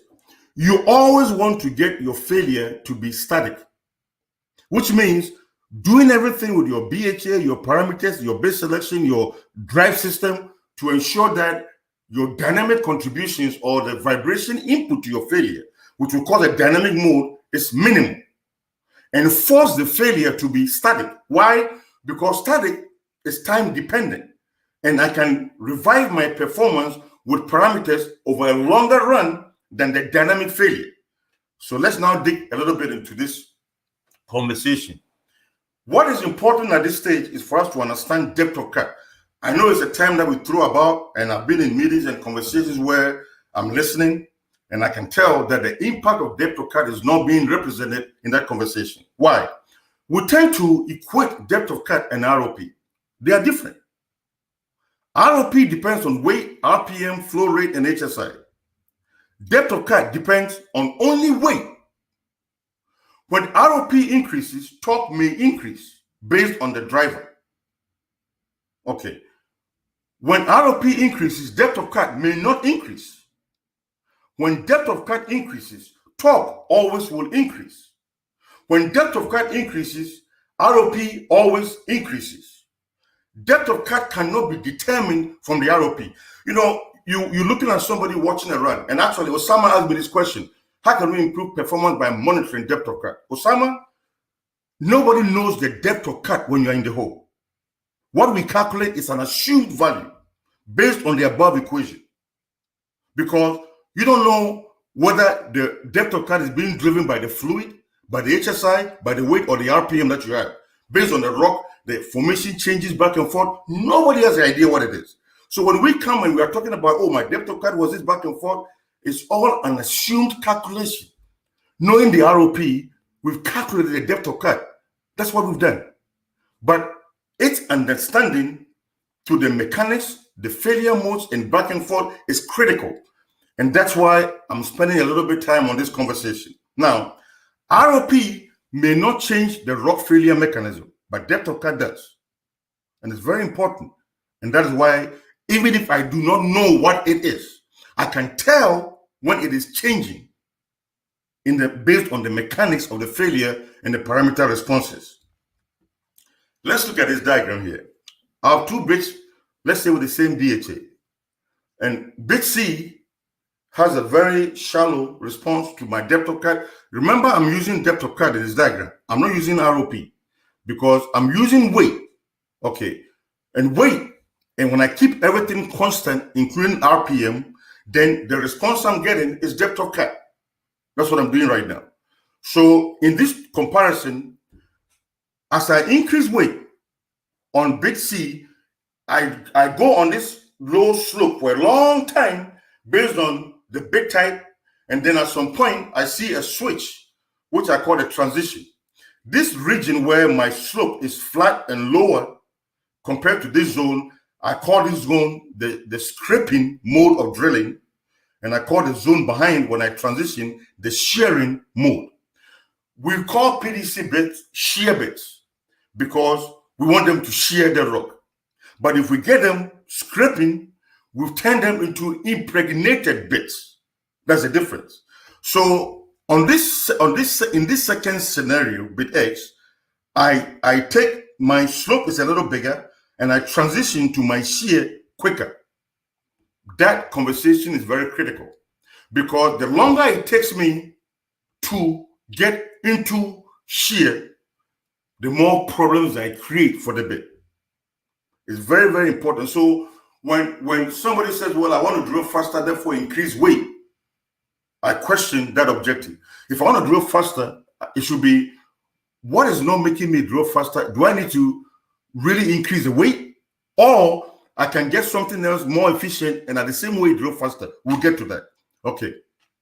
Now, the diagram I showed you, this is a laboratory representing of the same thing, where you see 3 different bits and their properties are there, SPE 84354, and you see the responses. You can clearly see the zones I'm talking about, the scrape and the shear.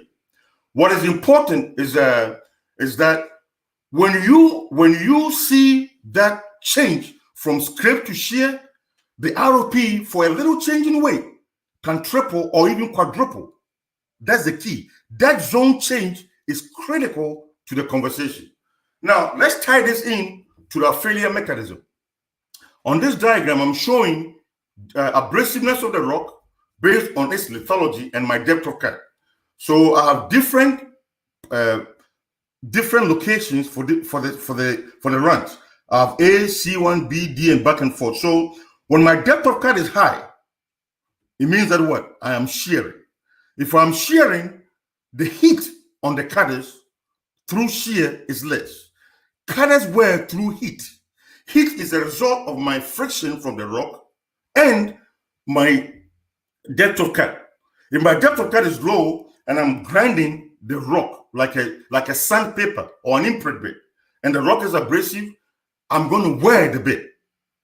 So if the bit, even if the bit is as stable as you can find, and I create conditions of low depth of cut in a given rock, I'm likely to wear. So that is also very, that's what this diagram is saying. So if I'm in zone C, if I'm in a run C, where my depth of cut and abrasiveness define this zone where C is at, and I want to minimize my wear, I need to move it to the right and come below my heat threshold diagram so I minimize my wear. Anytime I'm below this diagram, my heat is less. And if my heat is less, I wear less. I go above it, I start to wear regardless of what bit I have, what cutters are in the bit, how many cutters are on the bit, how many blades, it doesn't matter. That is the understanding of the physics around wear, depth of cut, and heat generation. Now, let's look at wear initiation. So we've talked about the wear initiation based on the effect of the scrape shear. Now let's talk about wear growth, because wear starts and grows. So different bits or conditions can start the wear at different times. Once you start the wear and you're looking at time effect, the wear begins to grow and then it will then grow quicker. And there used to be a statement we used to make all the time. It says, wear begets wear. The more wear, as you start to wear and the wear grows, your next wear is faster and you drill less footage with less ROP. So wear begets wear. That's what this diagram is saying. So what do I want to do? I want to extend as much as possible the time to the wear initiation, and I want to slow down my growth of the wear. That's the key. This diagram is showing footage drilled as I'm drilling, and I see where I increase my weight, the ROP comes back up. I see more wear because I'm dragging worn surfaces down on the formation. As I drag a wear flat or wear surface, I create more heat. More heat causes more wear, and then I need to put more weight up to 4, going to 5. More weight, ROP goes up, then the bait just dies, is worn, I pull it. Now, if I get into the dynamic failure, boom, I go to the ROP drop, and my increased weight will never come up because that is a dynamic condition caused by vibration, breaking cutters back and forth, and the ROP drop is quicker. It doesn't allow me to enjoy the time dependency of the ROP resuscitation with better parameters. That's why it's very critical to try and freeze the dynamic contribution to failure and make the bits wear by how you execute and plan so you can extend the runs and drill longer as well as faster. Here I'm showing 2 failures. One is one described in SPE 67698. The other one is impact damage back and forth. So let's recognize this. We can wear due to heat, and we can damage through impact and vibrations.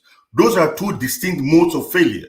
And it's critical that we understand when we look at the run and find out why we are failing. Because like I said, failure and durability are different. Anything can fail.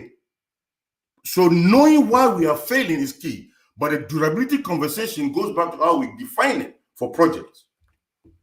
So going forward, I want to freeze impact damage. Then I want to make sure that the worst impact damage is the worst one.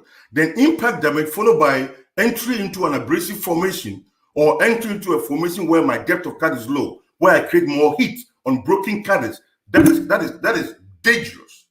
So if I can eliminate that and force my wear to be done basically through the heat side of it, I'll drill faster, I'll drill longer, and that's what I want.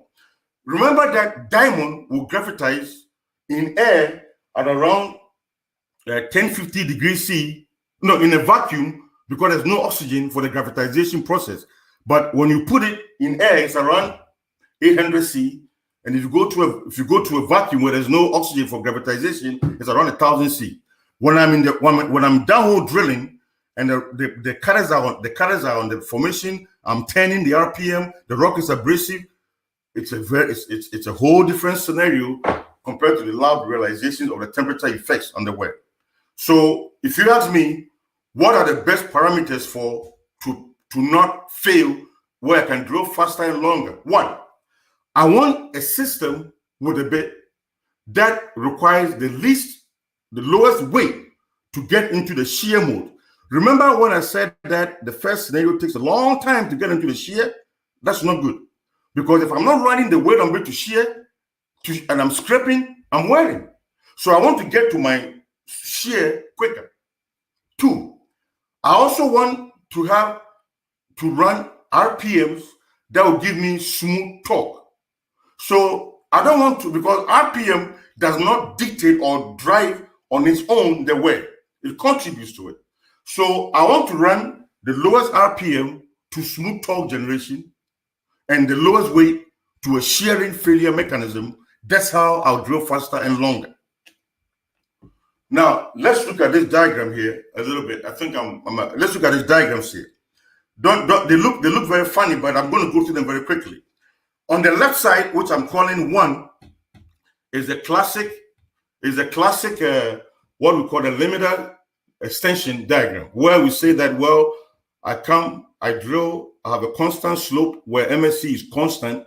I see my flounder point in 2, then I go back, revise back and forth, I come back and possibly can run more weight to extend it. Fine. This line here is in the rock place. I'll fix it. I'll move it to the top. Now, this diagram says that that slope has to be constant. The reason why we are extending that line, because we are extending that line on the same slope. And why is that important? Because a claim of equivalency between the MSC and the rock strength requires the growth in torque and ROP as the increase in weight to be the same. The percentage change in ROP, which is, if you look at the MSC equation, ROP it's in the denominator. It's on the bottom side, and torque is on top. So if I get the same percentage change in both, and they cancel out, then my MSE is constant. That's why we say that this slope has to be the same, and we extend the line. Now, I don't subscribe to that. Why? Because that region of the linear slope, if you go back to my conversation of scraping and shearing, has got two slopes. So if it's got two slopes, and I could be on K1 or K2, I'm not talking about this diagram here. If I'm here or there, here, then it's not constant, because a little change in weight could create a disproportionate relationship between the torque response and the ROP response, thereby changing the MSE. Now, if the MSE is changing, and I'm claiming that the MSE is constant because of the slope, then it's not constant. But at the appropriate time, I promise everybody I'll take this conversation in its full scope. Maybe, yes. Now, let's come back to this conversation 3. If I have a system and I said, let me go redesign and get more weight, that means I need to change my BHA design, possibly pick up different colors, color sizes, lengths, all that stuff, and run different parameters. All that is good. I'm in support of that. But how about identifying the inefficiencies in the system as preached by Brett Ford in the Perfect World conversation, and saying, this is my performance, I know why I'm getting it, I know the limitations back and forth, I've taken them out. Why don't I now move the graph up so that at the same weight, my ROP will improve? It's also an option. And we should also be pursuing that as part of the solution. If you go back to the example I gave you for the East Texas run on SPE 91423, this is exactly what happened with the Anadaku project with Fred McDougall. That's what happened. So I'm also talking here about rotary shareable runs. And what I want to stress is this. We talk about rotary shareable tools, and we say, well, it's a rotary shareable run. We need to realize that the different tools require different bits based on their functional and effectiveness, based on their functionality and effectiveness. So look at this PDC Q1. That's it. It's a push type bit that was run on the point tool. And look at what happened. The vibration, look at the ROP and the vibrations. Nobody was happy with this run. So you go back and the same tool, in the same rock or the same project, you find the appropriate one that is compatible with that drilling system and RSS tool, and look at the vibrations now. Everybody loves that. So we need to realize that just the notion of a rotary shareable tool, whether it's a push or point or different push back and forth, does not assure us performance until we get back to understanding how the tool works, its dominant vibration modes, and how to find a system that is compatible with what everything wants in a system to be effective. That's the conversation from that one. Now, that's what I've just summarized. So I'll just skip this slide because David is calling me on the phone, bugging me right now. So I'm going to go a little faster. Now, let's look at this project. This is why I couldn't lead this conversation without the experience and what I learned from Larry Wolfson in 1995, 1996. So this is the project I was talking about, where Larry Wolfson said, my ROP is low effectively, but my ROP instantaneous, man, I couldn't drill faster. I'm getting 500 feet an hour instantaneously, but at the end of the day, I'm drilling slow because of all the sliding I'm doing, clean the hole back and forth. And I said, let's just step back and get a better execution. This is a summary of the run and the challenges. When he called the meeting, I went back to that paper which was written around 96, 97 and read it, and I summarized it, and I called him if I was missing anything.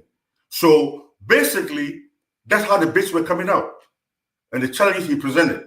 Now here, you are seeing what was done and how the bits started coming out and the savings that he represented after that. The cycle time went down, the doors were better, and Larry Wolfson and his doors didn't care how they came out because so long as you drilled the footage he wanted and the ROP he wanted and got to what I call the ROP he wanted as a cost per section analysis, he didn't care about the door. But this is what happened. It was looking better compared to what you saw earlier.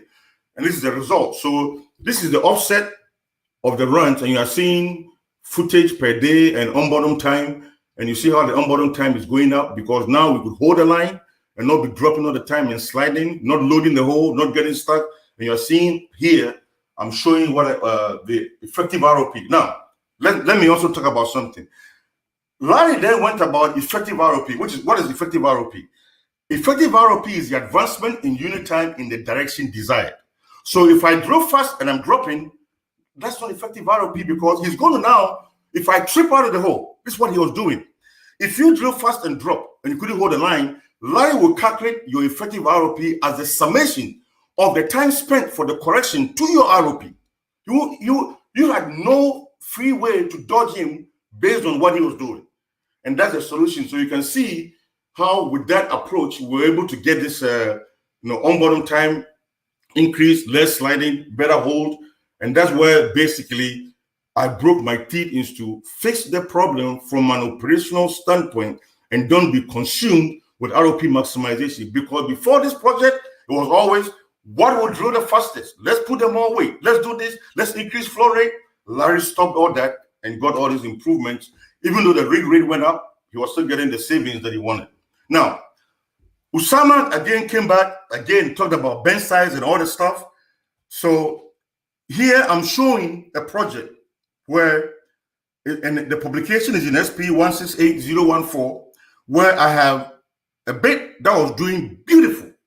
But as the well profile got changed, and we needed to do some build and draws back and forth, bench sizes changing, that bit couldn't do the job anymore. But it could drill the rock, but couldn't do the directional work by the operational team, which is operational efficiency.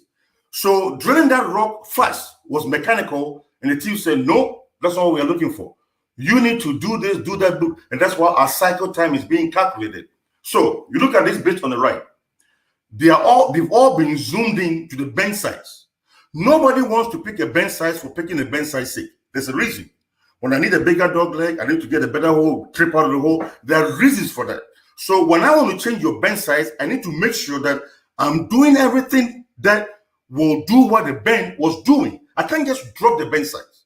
So for example, if I want to drop the bench size from say 2.1, whatever it is, down to 0.78, I realize the mechanical contribution from a dynamic standpoint to the drop or the reverse, the increase. And I take advantage of that for the same rock by defining a system that is going to be functionally effective and compatible with that setup. And not just say, oh, this rock can be drilled with this bit. I don't care what bench size you choose. I go run it, I vibrate, I come out, I trip, go back and forth. We cannot do that. That is what makes the operational guys question our intent, which is good. We talk their language based on what they want to do that will drive their costs down operationally from that efficiency standpoint, and we are their best friends. Now, what do we do going forward? We got to automate, and I say automate is now.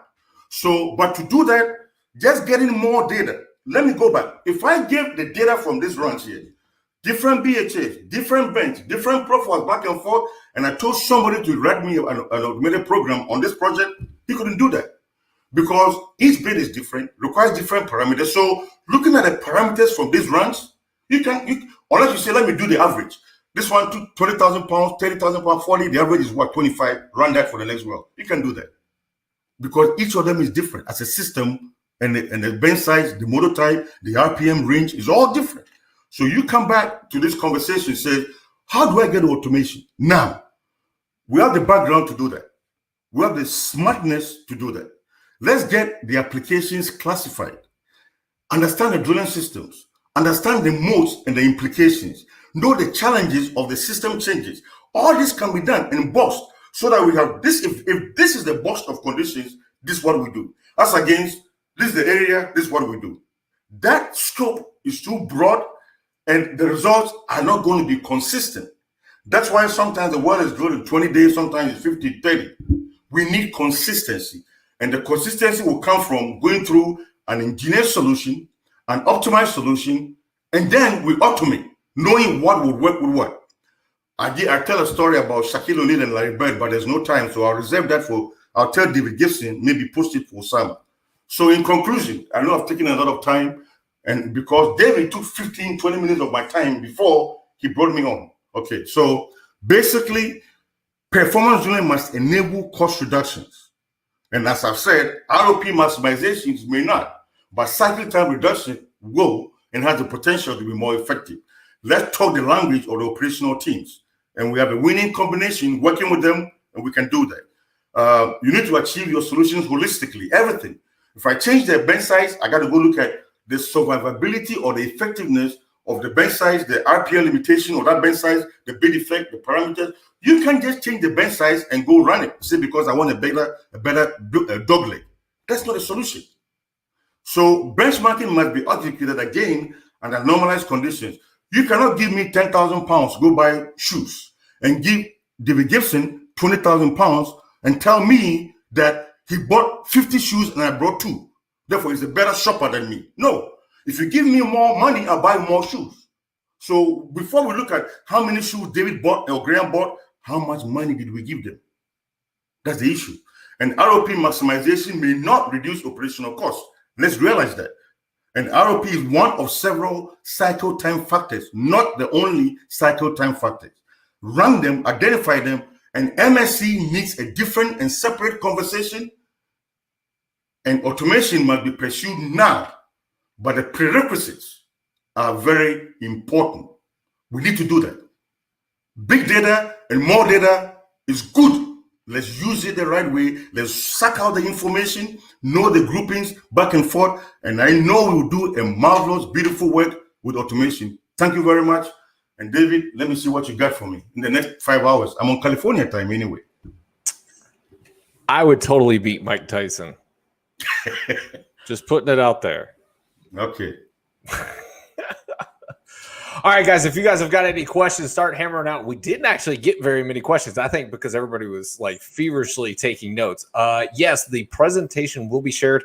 Not immediately. Graham's already mentioned to me before we started the show. Let me make this full screen real quick so you guys can get this. He told me before the show if there came up any questions or anything that he needed to address in there, he was going to go back, make some edits, and then we'll share it again. Normally, I put that out on Tuesday. If you guys are really interested, what I'm going to start doing is putting these things out ahead of time, if we can, or in an email on the show email. So I'll put that in the comment section right now. So you guys can go over to the website and get onto the show email. It's gibsonreports.com/VDOR Locksmith. So let me look over here. The comments are definitely starting to come in. We've got very comprehensive overview, Graham. That's from LinkedIn user. That's probably Tafik or Scott. I can't see. Some reason, like the software that I use for streaming, like the comments will update, but the LinkedIn doesn't. So can't always see who's putting stuff in there. David Gomez says, excellent presentation, Graham. Oscar says, hashtag XCIDrill. XCIDrill. Don't forget the I in there. Good materials, Graham. Here we go. We do have one from Calvin Holt. I think you know Calvin, don't you? Question, cuttings analysis can help the depth of cut question? Yeah, but I mean, if you go back and look at the cutting size, you can have an idea what it was. But remember that, you can jet cuttings also. You can jet cuttings, and sometimes they don't come out. It goes back to the wettability of the cutting, and also I mean, there's a different conversation. But yes, it will give you an idea, but it's not. I wouldn't say it's affirmative to do that, but it will give you an idea. Yes. All right. You mentioned, David, the website will come live on Sunday. It's going through some edits now, so the website for XCIDrill will come out on Sunday. Thank you. All right. Well, if you need to, in the meantime, be sure to get in touch with him on LinkedIn. All right. So, Gene Perdue says, fabulous insight, Graham, and thanks for sharing. So it looks like you got an A from the technical writer there. Hey, at least I can sleep tonight because she didn't screw me up yet. Maybe not publicly. She'll tell you later. I know. All right. So Peter Aaron says, don't forget about cleaning the bit and the bottom of the hole. Fail here and you will have tripping problems? So I don't know if that's a question or just a comment, but the conversation started nonetheless. Yeah, and I think to Peter's question, he's very right, but that is part of the critical factors analysis. So, and it goes back, for example, sometimes you can plan and then you realize that, oh, I'm going to reduce flow rate or the whole angle has to change because of a challenge in a different section. That realization forces a recycle in real time. So you are right. You cannot plan, and when things begin to change, still stick with the plan when you need to revisit. And I think that is what we need to also realize as we get into this. But Peter, yes, you're right. Thank you very much for that. So Ramesh says, Graham, great presentation. So the mentor has given you the thumbs up there. So then we've got another question here. Also, should ask you guys, if anybody learned something today, just put a thumbs up if you get the emojis, or a thank you, or great job, or something like that, or hit the like button, something like that. Just let us know if you learned something today. Steve Jones asks, hello, Graham. What is your opinion on utilizing high-frequency embedded data recorders at the bit to aid in making drilling parameter decisions for ROP optimization and drill bit longevity? Wow, that was so easy to read, and it was kind of long. Thanks, Steve. Usually I just stumble all over the words. Well, I think the recorders are good, but I think that the analysis of the data from the recorders is what the other side of the coin also. In my conversations in the last week or so, what I've come to realize is the availability of good high frequency data, but operators and people are saying we are not getting the interpretation to effect the changes needed to improve. But at the same time, I also tell Steve, who is my very good friend, that I saw that question and he had ROP in there, and his question should have been, how do we use the high frequency data to reduce our cycle time based on the needs for the project? Because anytime you bring the ROP in the conversation, there are people that start pulling their chair back. It's not because they don't like it, but fix their problem first before that conversation comes in. It should be behind the back. Now, let me also say this. And I know what Steve meant. I think the way he wrote it is why I'm trying to clarify that. I knew what he meant. Now, realize this, and it goes back to what Peter just wrote. If you analyze and identify your risks, and you fix them in the system design, even though ROP was not ranked high as an objective, it goes up. You see, I tell people all the time that if just going to a project and drilling fast was my objective, I can sleep 15 hours a day. It's easy. Just get in the hole, increase weight, and drill fast. No. Get the things that are critical done, ROP just comes up. Every time you fix those elements, ROP comes up. It's unbelievable. It's unbelievable every time. I know Asset. He's hiding there. I know Asset very well. Yeah. Sorry, it's okay. Asset. There we go. Yes. Travis Short says, excellent presentation. I enjoyed the passion, the excitement, holistic keyword of the day. Thank you very much. Yeah. Calvin says, well done, Graham. Best of luck with your new entrepreneurial journey. Both of you guys are on new entrepreneurial journeys. Ian says, very insightful. Thank you. Really enjoyed hearing someone so passionate about the subject. I don't know who that one was. Scott Menil. Scott, thanks for that one. Appreciate it. Here's a question. Do you have any correlation bit size against drillability? I mean, drilling same formation, 17.5 or 12.25. Absolutely. Hit me up. And that's a very effective conversation. There's a paper I've done on that subject. And the reason why we see ROP, durability, vibrations differences in different hole sizes. I would like to know. Don't worry about that conversation. For David Gibson's effort is very. Hit me up on LinkedIn or anywhere else. I'll get you. I'll lead you to what you need to look at. Yes. Peter says very informative. I'm sorry if I'm skipping in too many of these. Good to remind that very high weight on bit makes you closer to helical buckling limit, even more critical in overgauge hole where limit drops. Well, I think that comment is very reflective of what I'm trying to get across, that we shouldn't be. I mean, imagine somebody tells you that I'm going to sell you a car, but for the car to work, to drive to Dallas from Houston, put in more gas than what you know you want to put in. Why would you sell me a car to drive the same mileage and tell me to use more gas to do that? I'm not saying that. I'm using that analogy. Look at it from that angle. You want to be efficient. So so if I can get that weight to exactly what he said, where I'm getting into shear and it's not that high and my BHA can handle it, I'm winning. You know, it's amazing when sometimes you look at a run and you see that, wait a minute, this run is drilling slow, but they go up to 60,000 pounds. But the BHA was designed for 40. But in the field, they are running 60 because they are drilling slow. Why is that? And imagine what you are doing to the hole with that deformed pipe and all the conditions of the BHA. Then you can't trip out and you say, oh, we don't blame what you did with the parameters. You say, oh, the DSM or whatever. No, we caused it in planning without letting the people be aware of the limitations that he just wrote. We cannot do that.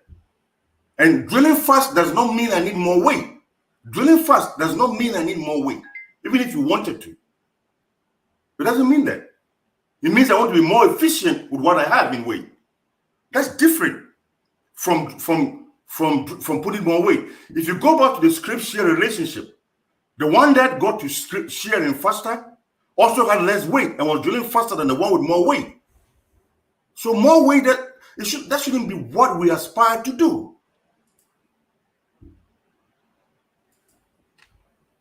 I'm not. Hey, today's Friday. I'm all day. I'm not going anywhere. I'm staying here.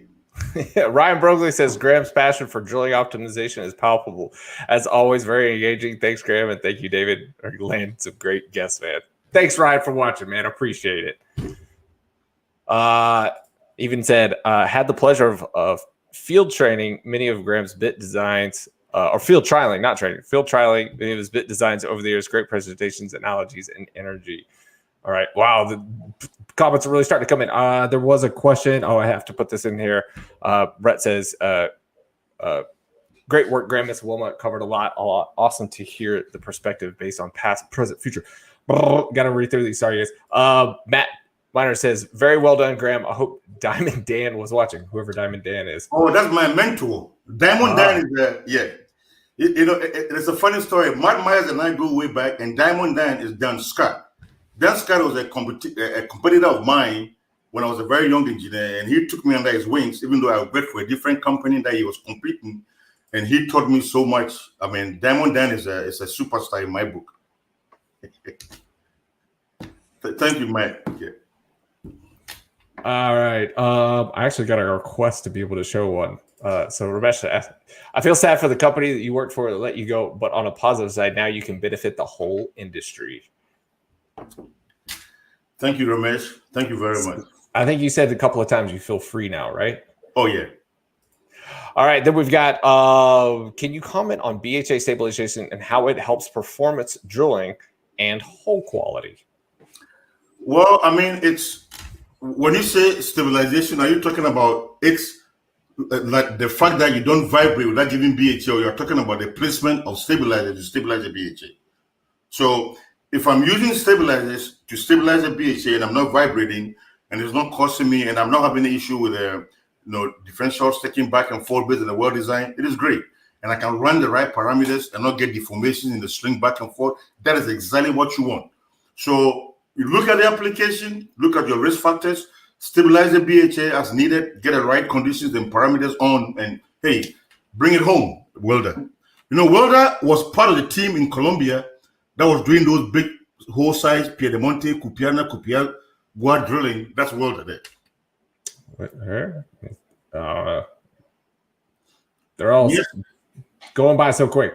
I do have to give a shout out to Daryl. Daryl Chicken's like the only guy that comes out here and visits me / the drilling engineer that I work with here. So thanks for coming out and visiting me, Daryl. I know you're coming to visit Rick, but he was watching actually earlier today. So another take home. Drilling fast doesn't mean I need more weight. Impressive. Yeah. There we go. What is the best? Oh gosh. What is the best practices to increase ROP while you use a reamer for borehole enlargement? Oh man, I tell you what. Is that like session number 2? Well, let me give me a quick answer to that. the best way to increase ROP in a borehole enlargement scenario is to minimize vibrations and get the right parameters to the system. Minimize vibrations. So what is the primary source of vibrations in the hole enlargement? It's the bit to reamer distance. So if you want to get deeper into all the subject, I can send you papers on it. I can get a conversation with you, 5 minutes, call me, and I'll help you get started on that. Okay? Yeah, and then I'll only be taking a small percentage for any of the consulting stuff. Well, no. Those conversations, 5-10 minutes, I'll do that for, one person that really took an interest in me told me something recently that I should try and really help create more fishermen. Okay. So a 5-10 minute conversation hit me up. That's why I answer all of Usama's questions. So it's because if you're trying to learn and I know something, I want to learn from you also, we can talk. But if you give me a project, then XCIDrill will kick in. But a chart is different. So they said Gibson Reports needs to get Graham scheduled to talk about dual diameter drilling, BHAFX, reamer design versus concepts today versus common concepts today in the industry. Thanks, Oscar. Please, what is your recommendation on placement of jar and drill collars in drilling horizontal wells? That was a broad one. Yeah, I think in a way, it's if you have the placement right, and then you can get the weight that you need and don't get fired, get it fired because the weight. What I've seen is that the weight determination in those laterals is very difficult to establish. Even when you're on bottom, there's an issue, and actually, Oscar has done a lot of work on that also. So to me, all those issues. Let me put it this way: I'll look at my data and what is going on first, and I won't start by saying I want to play something. That was a conversation I tried to have earlier about the technology and the relevance. Sometimes we jump to a technology because we've heard it's good, without the understanding of whether it is applicable or relevant to my scenario. So that is where, so let's do more of those application-based conversations of relevance, and I guarantee you the decisions we make and the impact will be immeasurable. Yeah.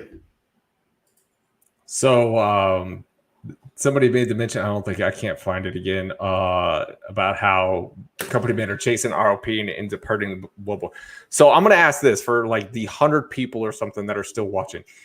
If you want to do it and do a favor to me personally, do a favor to Graham, if you learn something from this, is to just go back and share this on LinkedIn. Right now, I think we've got like 8 shares. That's it. If you really want to be able to make an impact to this industry, share this, tag a company man, share it, tag a directional driller, an MWD hand, a mud engineer. If for some reason the driller, the tool pusher, Roughnecks, any of those guys are on LinkedIn, or even if they're on Facebook, you can share this on Facebook too.